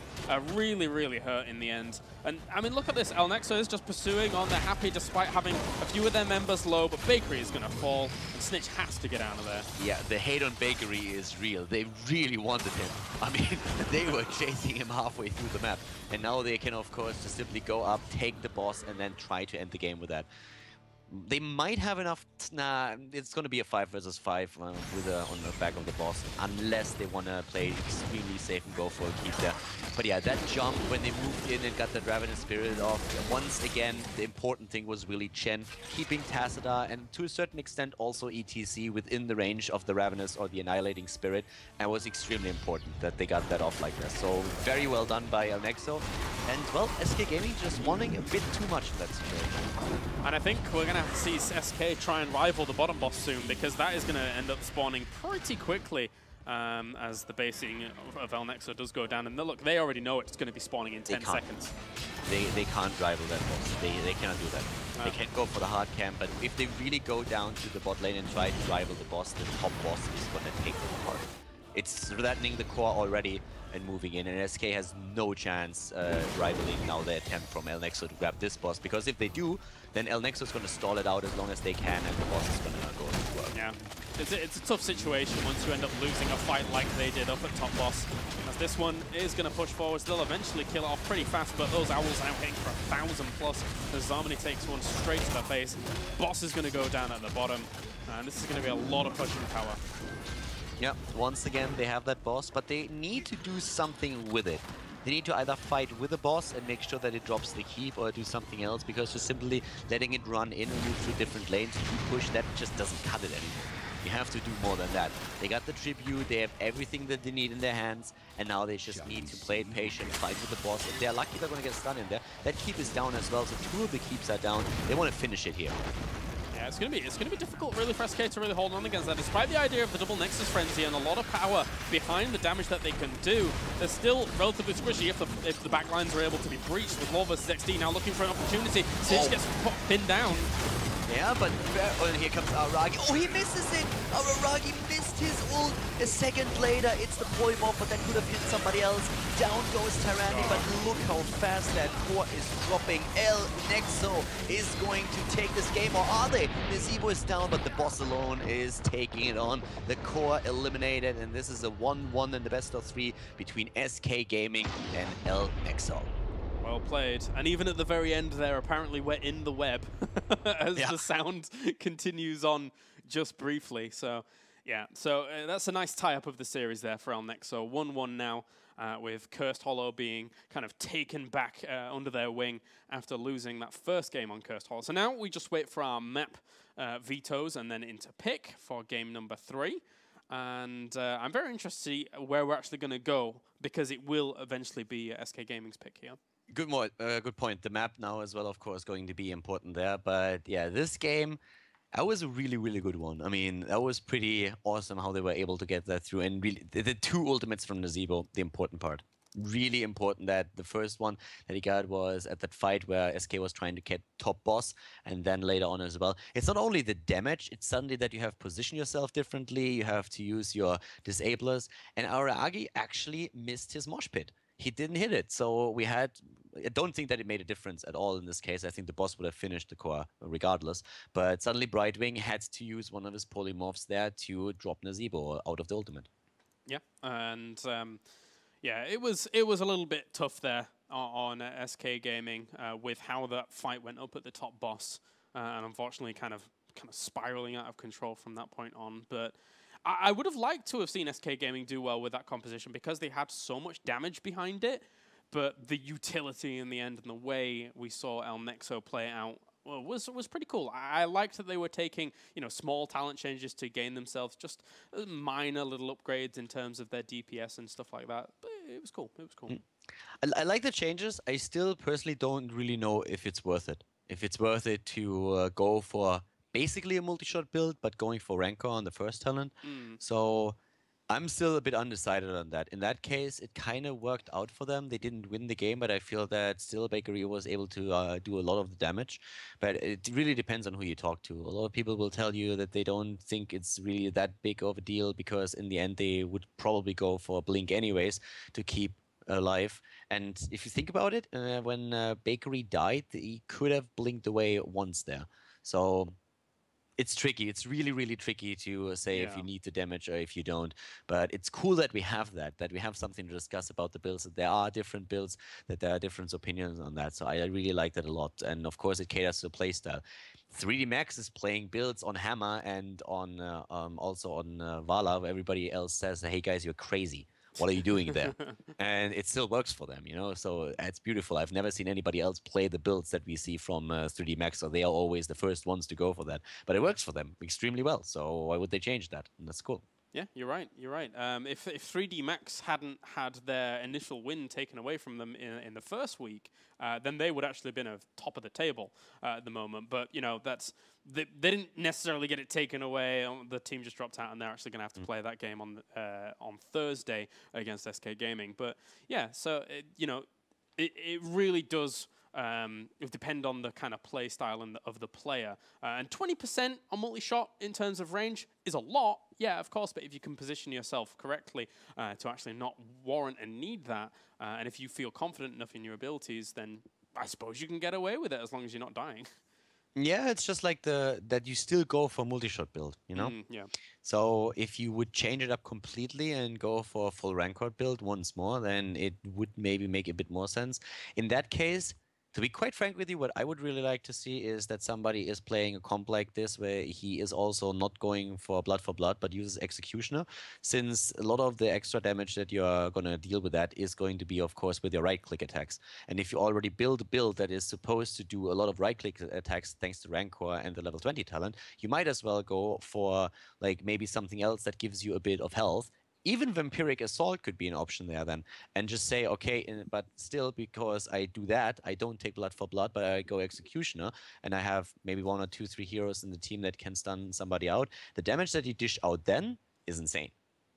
Yeah, you're right. You're right. It's a really cool thing to think about. There's so many dynamics. It's heroes like Valor that do have those small little tweaks and changes that you can do in the build that Still keep her on that top tier, but obviously you can have those little changes if you feel that you can actually make them work. Third map is going to be Sky Temple, as SK has picked that with initially we saw El Nexo banning Dragonshire.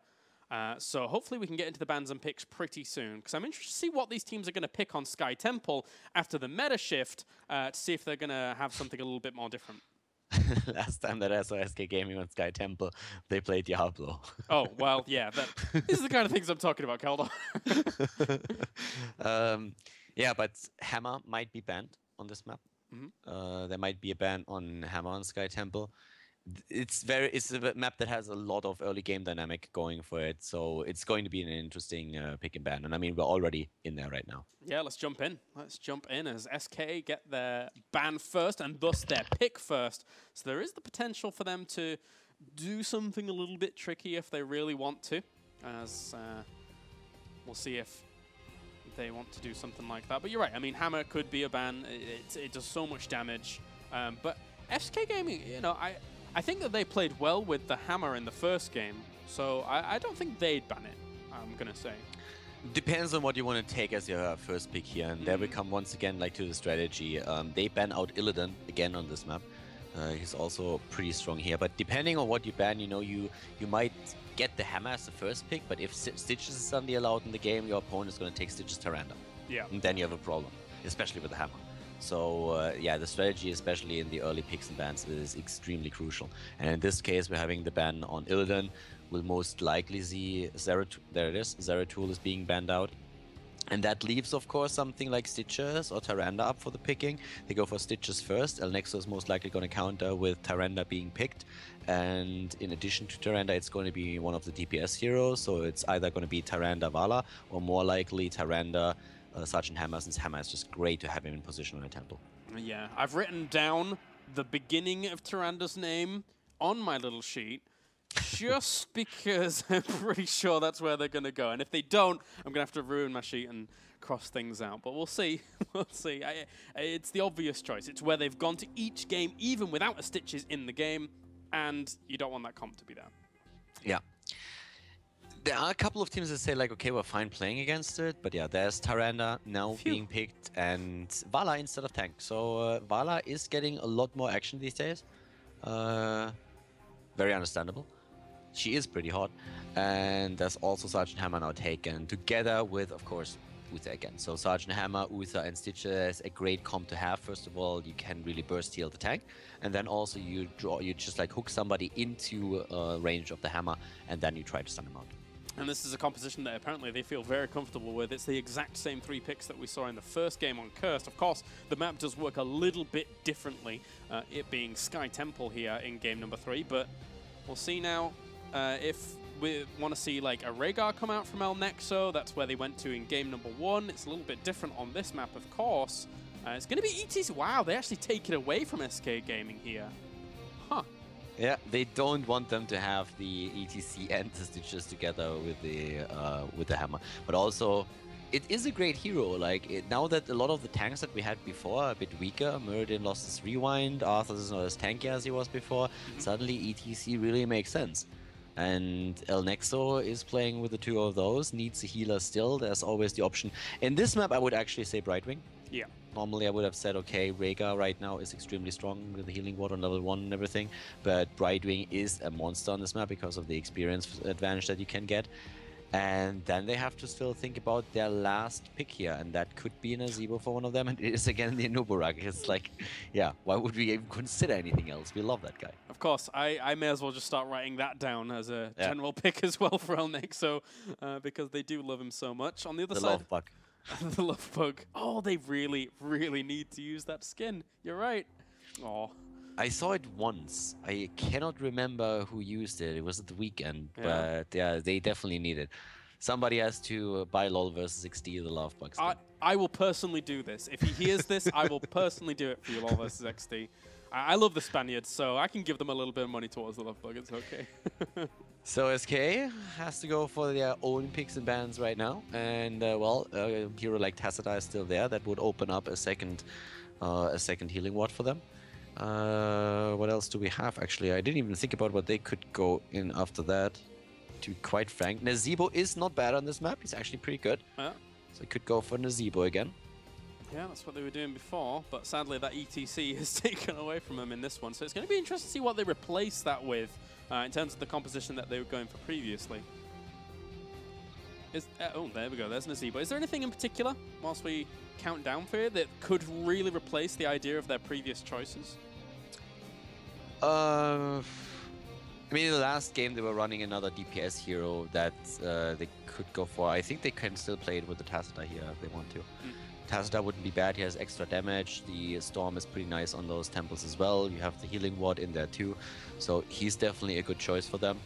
And besides that,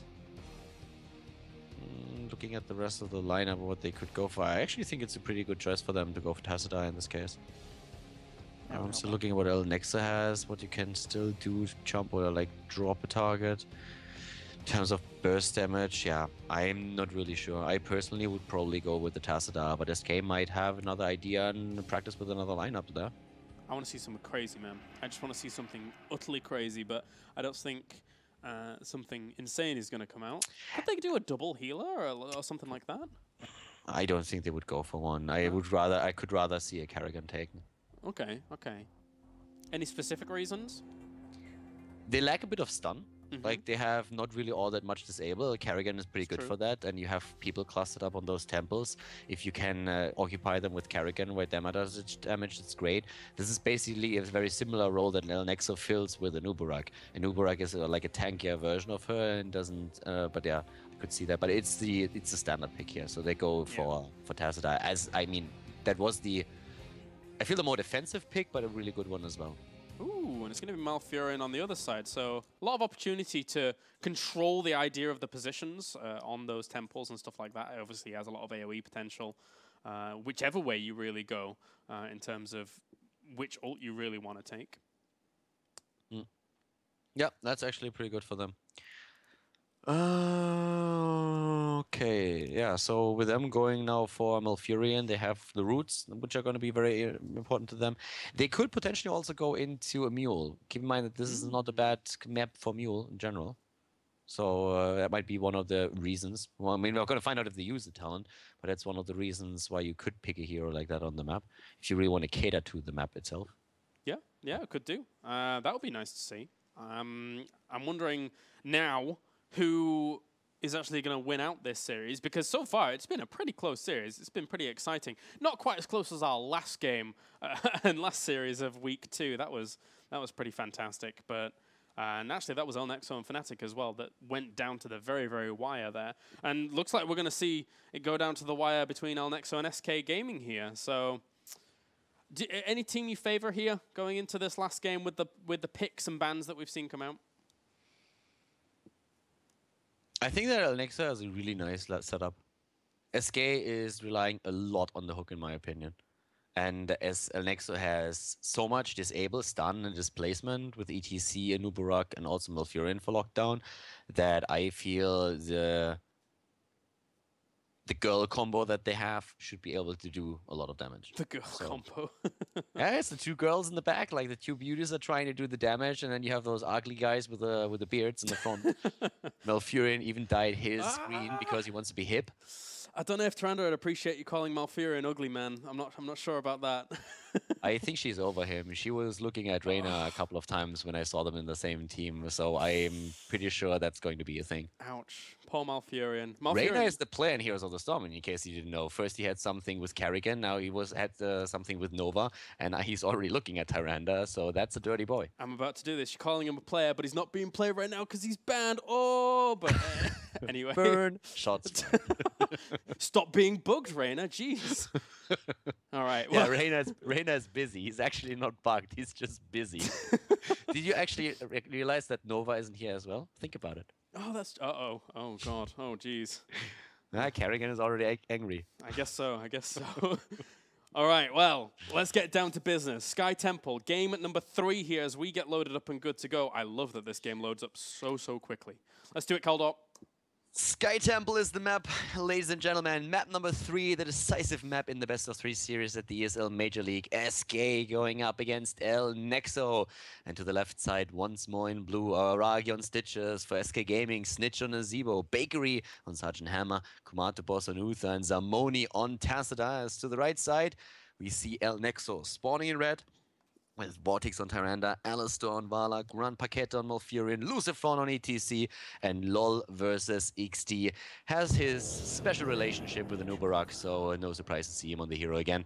Let's jump into the game. I'm Calder with me is Kilaris, and this is the ESL Major League.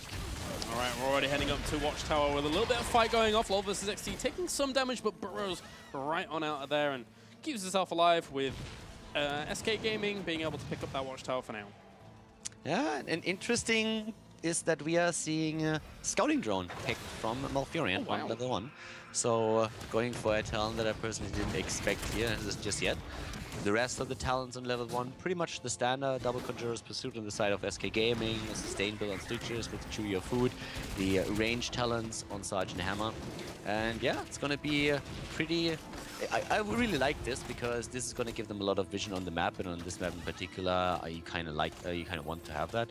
But I want to see how Malfurion is going to use that. That could be cool. Yeah, I guess just to be able, as you were saying, the vision is very, very important, but in essence, it allows them to be able to spot who's going to be going to which temple at any particular time, or shrine, or whatever you want to call them. As well, Aragi's taking quite a bit of damage. He did get rooted. There's the burrow as well to try and pick him up, but not enough damage to bring him down finally. Yeah, playing Stitches, I really love those situations where you should be dead by rights, but then Chew Your Food just saves your ass in the last second. In this case, he gets away. We're having now top contested, or at least the vision contested by El Nexo, and that's a very important Watchtower, especially for the first temple phase when we're having the mid and the top temple activate. We're going to be able to claim that one in the mid quite easily. Stitches can't really say too much about that, so he's going to sit around in that lane for a little while and soak a bit, whilst slightly pressuring, and the top one going to SK Gaming. So even trade in terms of those shrines thus far. Yeah, and more importantly than that, inexperience. We don't see that snowbally situation at the beginning of the game where one of the teams pulls ahead and then has an easy time on the second temple, since it will hit level 10 faster.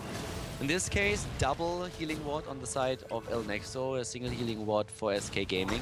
We're having for ETC the Echo Paddles being used, standard here, at least when we're talking about the normal ETC for El Nexo. Aragi plays a little bit different, as you might have seen earlier. And also, yeah, the amplified healing coming down on the Stitches. It does have a bit of change up, so there is a bit more sustain there. Oh, wow, a big stun going on to Kumato Boss, and he gets out with Bakery as well. That could have got a bit scarier, but they were able to get out successfully. If you hit those stuns perfectly and then in comes the Root and Vortex Lunar Flare, that is extremely scary. Yeah. You can lock down a target for ages. And they were in a position where they definitely felt that. They felt the pressure. And we have now a bit of a, not really a roaming squad, but just like Vortex and LOL versus XT aiming for some giants. Some siege giants, mercenaries, to push in the lanes, as of course the next temple is going to be activated in roughly a bit more than a minute. Yeah, if they do continue on with the idea of roaming around with those two after going for this easy camp, then there is the potential that, once again, people get just shut down and locked down. But I think they're just going to head back up to top for now and make sure that that tri-lane that we're seeing from Bakery, Snitch, and Kumato Boss is locked down nicely. Yeah, level 7 talents now also in, and that means, once again, Push Aura.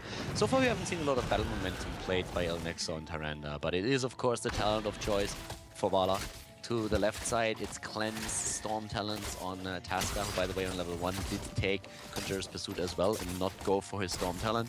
We're having no Gitbin chosen yet for Nazebo, but that should happen any second now. Oh, a Mule instead. All right, he's the one to pick up the Mule, and Malfurion is also waiting for it. He's also thinking about, guys, should I take Mule here? Do we need it? And I like to see that on maps like Sky. Yeah, may have just been waiting to see if it was taken on the other side, which... Of course, they would like to match them blow for blow and make it a bit more of an even playing field in terms of repairing those things up. But bottom shrine is now active. They're going to try and jump on Aragi, though, in the mid. Yeah, they're trying, but they're not getting him. Forcing them back for now, but bot lane is now 2 versus 1, so they're getting in position first on the temple. Still no 7 talent for Malfurion. He still can go for the mule. They're probably just going to wait for as long as they might need it. But right now, they are the ones who take the temple. So that's apparently the cue for Malfurion to disregard the mule option. During growth gets taken instead. Volta 60 gets hooked in, but unfortunately there for SK Gaming, they can't get enough damage down onto him that would really make a huge difference as Rejuvenation lands on him. And wow, Aragi just gets healed straight back up thanks to that Shuya food. Yeah, and they already got most of the shots in, so they are starting to close in on level 10. Nice, the stuns there. Aragi is getting low, needs to retreat. Zarmoni also in a position, and they are still hugging the temple. I mean, Nexo is not giving an inch here. Battle Boss might actually be giving them a mile as he ends up falling, does Uther. So nice pick up there. Eliminating the idea of a healer means that they can push on a little bit further. Oh! They were able to get Valor. Yeah, the Uther Ghost getting it. Oh, the lockdown and the web. They're getting the tents now. And they just like crowd around Aragi, and he is going to die here. Nice stun, and he's not going to make it. But Lolver6D is about to die. He dies to the poison. They make Snitch dance and push him back, take him out too. So at the end of the day, it's 2 kills versus 4 on the board. 2 kills versus 4, and they got the entirety of that temple down to the south. So that was a lot of damage coming out from that. Of course, no forts have fallen just yet, but they're weakening up those positions and making it a little bit easier later on for them to push on forwards. Lolver6D must also have been a bit frustrated in that situation. He got away from the fight, was still alive, but then the poison took him out, and he was probably just like looking at Malfurion, who was like, dude, do something, do something. Please. And I was like, I'm in cooldown. I was like, I don't care, heal me, do something, just give me a leave. And yep, no way. No, nothing for him, poor little guy. The trait of Snitch, I mean, it's not even got to the point where it's doing the 200% extra over at level 16 or so, but yeah, still able to just tick slightly and cause the appropriate amount of damage. And, well, they're actually pushing on quite aggressively here as Aragi onto that easy camp. Wow. Yeah, easy camp, one of the Siege Giants is moving over. Keep in mind that Uther is not with them. They are lacking the healer in the situation, and Uther is trying to get in as fast as he can. And, well, we have the rest of El Nexo already in position, so there's a wedge between the entire El Nexo, SK team and their healer. Marcopos is moving in, going up against Current Paquette. Snitch with the Ravenous Spirit, and 1 kill right off the bat. So much damage coming out. There was no opportunity for them to even jump onto that side. Snitch going completely uncontested in that regard. A nice hook onto Alistair, but he will try and vault out there and does keep himself alive. That could have gone a lot worse, but a nice engagement by SK despite the idea of Kumato Boss being way out of position, and he actually just managed to barrel through the back lines of El Nexo there to get to the fight. Yeah, he was trying to get more experience at the top, and they realized very late that there was a 5-man fight happening at the bot lane, and then they told him immediately, and he was trying to get there as fast as he could to contest it. But yeah, he came in, they got the kill, and now they take bot temple. The top temple goes to the opponent's team, and both of them are just like trying to push through the structures. The talent lead is going to be there for El Nexo, and they will be a bit ahead after this. Continuously sending owls down, actually spotted boss being taken, I feel, down there, unless Boss was able to block that. I'm not quite sure, but I think he got through towards seeing the boss. But, I mean, they're so far away, they can't really rival that position, so that's a bit unfortunate there for El Nexo. Yeah, El Nexo should actually know that boss is currently being taken. There is no need to have 4 heroes on the temple when you know that your opponent is pushing in the top lane with 3. So there's absolutely no need to do that. And there were nowhere else to be seen on the map. So the only other location where they could have been is boss. They sent an owl in there, but they just said, okay, we cannot contest that. We won't be there in time. We have to push through the top fort. That gives us a bit more. We can deal with the boss as it happens. It's only an 8-minute boss, so it's going to be okay. And we will still have a bit of a lead in experience, at least for the time being. This boss is a mean boss, though. He's pushing on towards these towers. They're actually going to take him out pretty quickly, as you mentioned, with only being the 8 minutes. He doesn't have that much health. But at least he has things like tornadoes. I like tornadoes. Exactly, tornadoes are funny. Yeah. They are random, and they always seem to be in the position where you don't want them to be. Yep. There were like kills that were made possible by a tornado where you just really, it's amazing. Sometimes these things are great. Yeah, they're funny. They are very, very funny. They're going to take hard camp up to the top. Seeing El Nexo now push down towards the bottom fort, so they can eventually now go 2 for 2 in terms of those forts. But with the positioning that they're actually at, I think they're probably going to lose top fort themselves. No. They can't lose it, because what they are going to do is they simply pressure. Oh, as soon as they see the heroes at the top, they would have simply pressured the keep, and then would have triggered either the wall at least to go down, or the entire keep, or of course the opponent to move back. It's a good point. They were very well positioned for something like that as the follow-up. Mule goes to work on middle fort, keeping that alive for a little bit longer here at least. So, nice pick up of that talent. Of course, it does come at the detriment of having a little bit less damage, but thankfully with the hammer there, it's not as much of an issue. I really like the movements from El Nexo on the map now. That kill on the fort at the bot lane was a good one, because the more structures you take away from your opponent, the less targets you also give the temples when they activate. And that's really good for you, because you start to pressure those keeps themselves a lot faster than your opponent. So that's one of the things that they're trying to do here, but the middle is still active. So we're having now, once again, the exchange between temples. Mid temple goes to SK, top temple goes, in this case, to El Nexo. And yeah, they're not even trying to contest anything. They're just like standing there saying like, all right, we're going to take the temple or the fort in the middle down, and then we can still rotate a bit later. And Mule may have caused like 1 or 2 more shots to go off on that fort in mid, but not too much more than that. As we're seeing El Nexo now try and get back to that middle position with the pressure that was being done. I mean, you mentioned it before, you know, the idea of eliminating extra targets. So now that laser's doing all right on that middle turret, and well, doesn't really get too many shots off on the middle keep, but it'll get a few. 16 talents now for both teams, so it's very close when it comes to experience. I mean, even at kills, if you look at 3 kills for SK Gaming, we have 4 for El Nexo, but now we're having the additional sustain on ETC with Stone Skin. We're seeing also for Anubarak, in this case, the epicenter once again being used, and all of that is pretty awesome, especially for the initiators in the team here, to either stay alive longer or do more. And Lucifron is getting attacked there. Nice stun by Kumar, boss, and immediately web being used as well. The lockdowns are definitely real, but look at that ultimate from Snitch again. Very, very good ult from the Zebo. They've got to get out of there. It's taking so much AoE damage. Oh my god, Lucifron, Law versus XD and Vortex getting very, very low. That was sick amounts of damage coming out from the Ravaging Spirit. And, you know, that was the difference between that fight. There was no way they could stick around. Yeah, you have to keep Anubarak in a position where he still has one of his cooldowns up to deal with that. And they were surprised by the attack, so they couldn't really do anything there. But they got away without losing one of their heroes, so that was an important one. All the ults have been used except for the Mosh Pit. Boss is going to respawn in a minute, so there's still some time on that. We're having just Owl send over the map. The experience is the same. At the bot lane, it's a 4 versus 4. In the mid lane, I should say.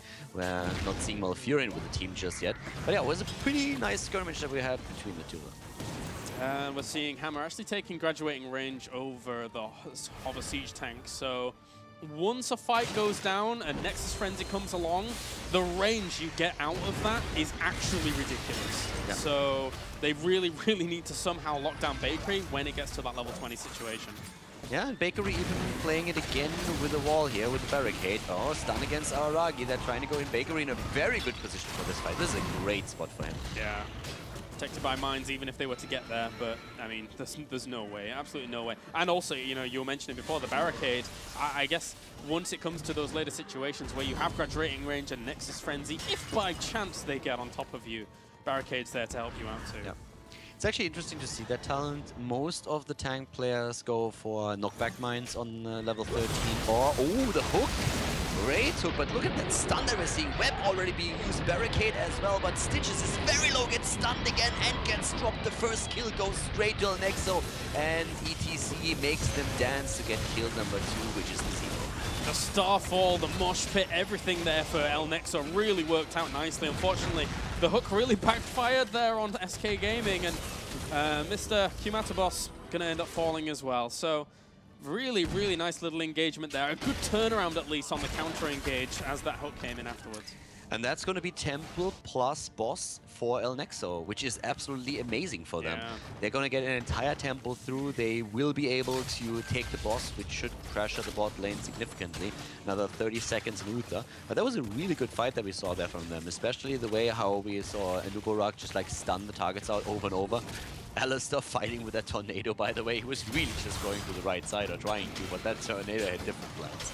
There's another one from spawning. Grand PKT moving way out of position for that one to really deal too much. And Lolver 60 actually popping his web wrap up to the top to lock that down for a second. Doesn't want to be in too much trouble against Bakery and Zarmony, but at least they were able to wrestle away the top shrine, top temple I should say. But now Nexo's actually not going to compete for it by the looks of things. I find that a bit weird. I think they probably do it because Lower 60 is just too low and they had to send Tyrande bottom, because as long as they contest and the temple is there, you will be torn if you're on SK's sides between trying to fight for the temple and defending against the boss at the bot lane. So in this case, them giving it up also, of course, allows SK to not only take the temple, but then also to TP back and deal with the boss. Yeah, they're going to have to get back there pretty quickly. It's going to take down the wall at least, so maybe when temples come back up again, there is an opportunity for them to do some significant damage to keeps as they go along. They've done quite a lot to the top one. Actually, I look at it and not as much as I was expecting after giving up that temple. But for now, they're going to try and move into a bush. Yeah, they're nearly a full level ahead. Like, it's 18 versus in the second 19. They occupied 2 of the bushes. 3. There's a lot of party bushes that they have there, and they just need one hero to move out of position and pose as a target for an Uberrock. It's all that they need, but very passive play now by SK. They see nobody on the map, and they're like, okay, careful boys, this is weird. Yeah, definitely. They've got to be very, very careful.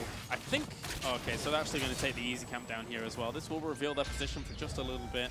But there's no reason really for SK to push on much further than just killing off these 2 easy camps down to the bot, which do cause a bit of annoyance if you don't deal with them, so want to get those down quickly. Nice owl. Hitting our Aragi in the belly. Didn't like that, but yeah, both of the Siege Giant camps are now taken out within seconds, of course, especially Napalm making it possible. But it's the rotations on the map and that extra experience that we are seeing soaked by El Nexo that gives them a slight edge still, and that should give them an earlier 20. It's all about the next temples. If you have the luck that you hit level 20 before your opponent and then the temples open up, you already know that you are in a great spot. Uh-oh, and here they come. We don't have 20 just yet, but maybe they'll try and get something in mid lane as a little bit of it pushes on. And they're trying to bait out a fight here. Good Storm to actually face, not face check that bush, I should say.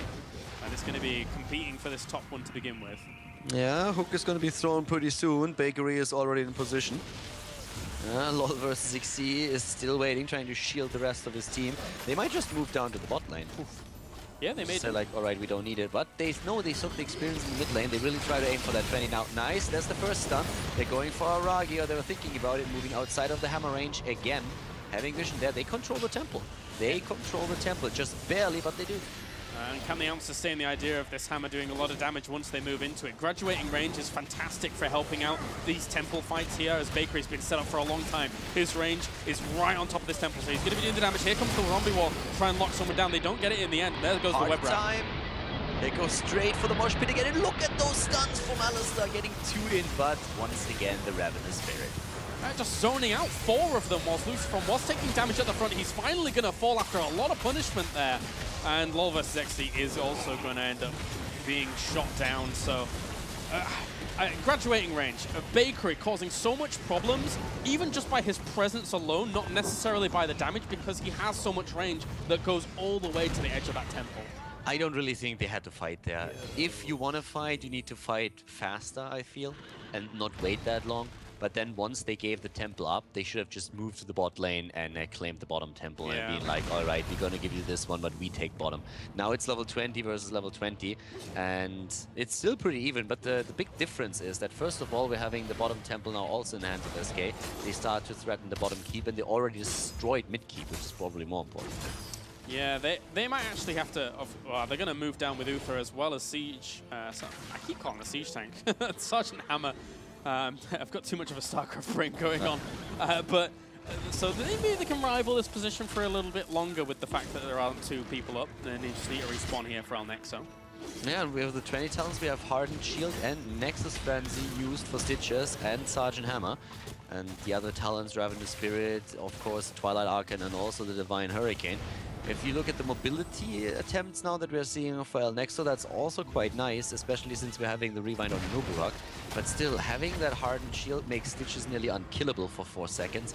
And Nexus Frenzy is absolutely brutal for Hammer. We've been talking about this for nearly a week now. So the level 20 is definitely going to be a problem for El Nexo, even though they have that double Storm Shield.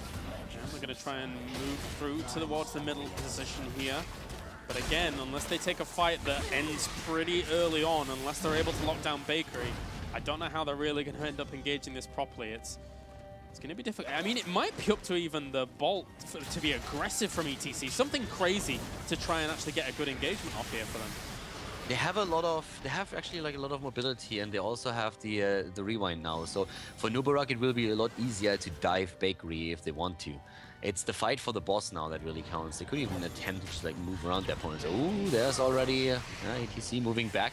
It's really such a close game. And I mean, this is game number 3. Yeah. This is another thing that is on top of all of it. It's game number 3, and this win here will decide the best of 3 series. Look at the range Hammer gets with all of these talents lining up. How are you supposed to engage into Heroes El Nexo? They're engaging like this, and they're getting everything off the root, the mosh pit, and the web as well. Aragi just using the hardened shield to keep himself alive, but not for long. He dies in the end as well. Yes, he will. Kumar, the boss, was trying to save him, but he pays with his life for it now too. The boss gets a quadruple stun off, but he's gonna fall as well. And this was brilliant. This was extremely well played by the Nexo. And a bit of a mistake by Hexka. Yeah, I don't think SK really needed to go on the pursuit there. I think they had the space control. That's the power that you have with Sergeant Hammer. She sets herself up, but now, well, obviously she's actually going to fall to the Annihilating Spirit there, and at least that's a small feather in their cap after those engagements, but... There's 3 temples now. Yeah. And they're going to lose at least 2. Yeah, I mean, at least they've got a 2-keep advantage, and with the last one for El Nexo being very, very low, so maybe this trade goes blow for blow and even, but... It's not over yet. You're definitely right. This is not over yet, because all you need to drop the core is 1 temple. Yeah. So El Nexo has to contest 3 temples.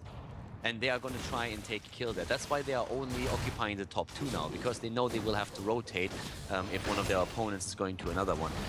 At the top, Grandpa Cat is already thinking about just abandoning it after a few shots. But yeah, this isn't over yet. But we have top keep now gone. Middle keep is gone in just a second. So this is a super tricky situation now. Very close game. They are able to seize this middle temple, though, and now the core is going to get worked on here. They need to do something about this, because if they don't rival this middle temple and bottom temple gets taken by Stitches as well... I think they just lost. Yeah, they're just going to lose. Yeah, they're going to lose because there's nobody to rival bottom temple, and they didn't realize that Stitches was moving down there. Yep, game's over. They might fight the middle, but Stitches at the bot lane is going to finish the game in favor of SK Gaming. Yeah. They're going to go for the engagement regardless here on QM Boss, as well as Bakery managing to get out of there, but there you go. GG, the Temples are able to win it out. They're trying to rally back down there, but it's not going to work out. Well done by SK Gaming. Very strategic game here for them. Even with them losing the fight, they take the game, they take the series, and win the best of 3 at the ESL Major League against El Nexo. And that puts El Nexo in a very, very odd spot. A team that came into the Major League as one of the, I would say, prime favorites going forwards, has lost their last 2 series in the past 2 weeks. So not exactly expected, but Fnatic and SK Gaming have shown really good performances against them. And it's kind of annoying for them. I mean, both of the games that they lost, they just barely lost them. And I feel where El Nexo really screwed it up was game number 1. I don't even think it was so much game number 3. It was really the first game where they had such a big problem dealing with the Ravenous Spirit from Snitch on the Zebo, and where they overextended twice to get a hard camp that they ended up losing and lost 3 heroes in the process. I feel that was the big problem that they really had there. Yeah, it did kind of get a little bit out of control in that game number 1, that's for sure. But anyway, guys, that does it for our first best of 3. We're going to go to a short break, and then when we're back, we're going to have 3D Max versus Team Acer here at the ESL Major League.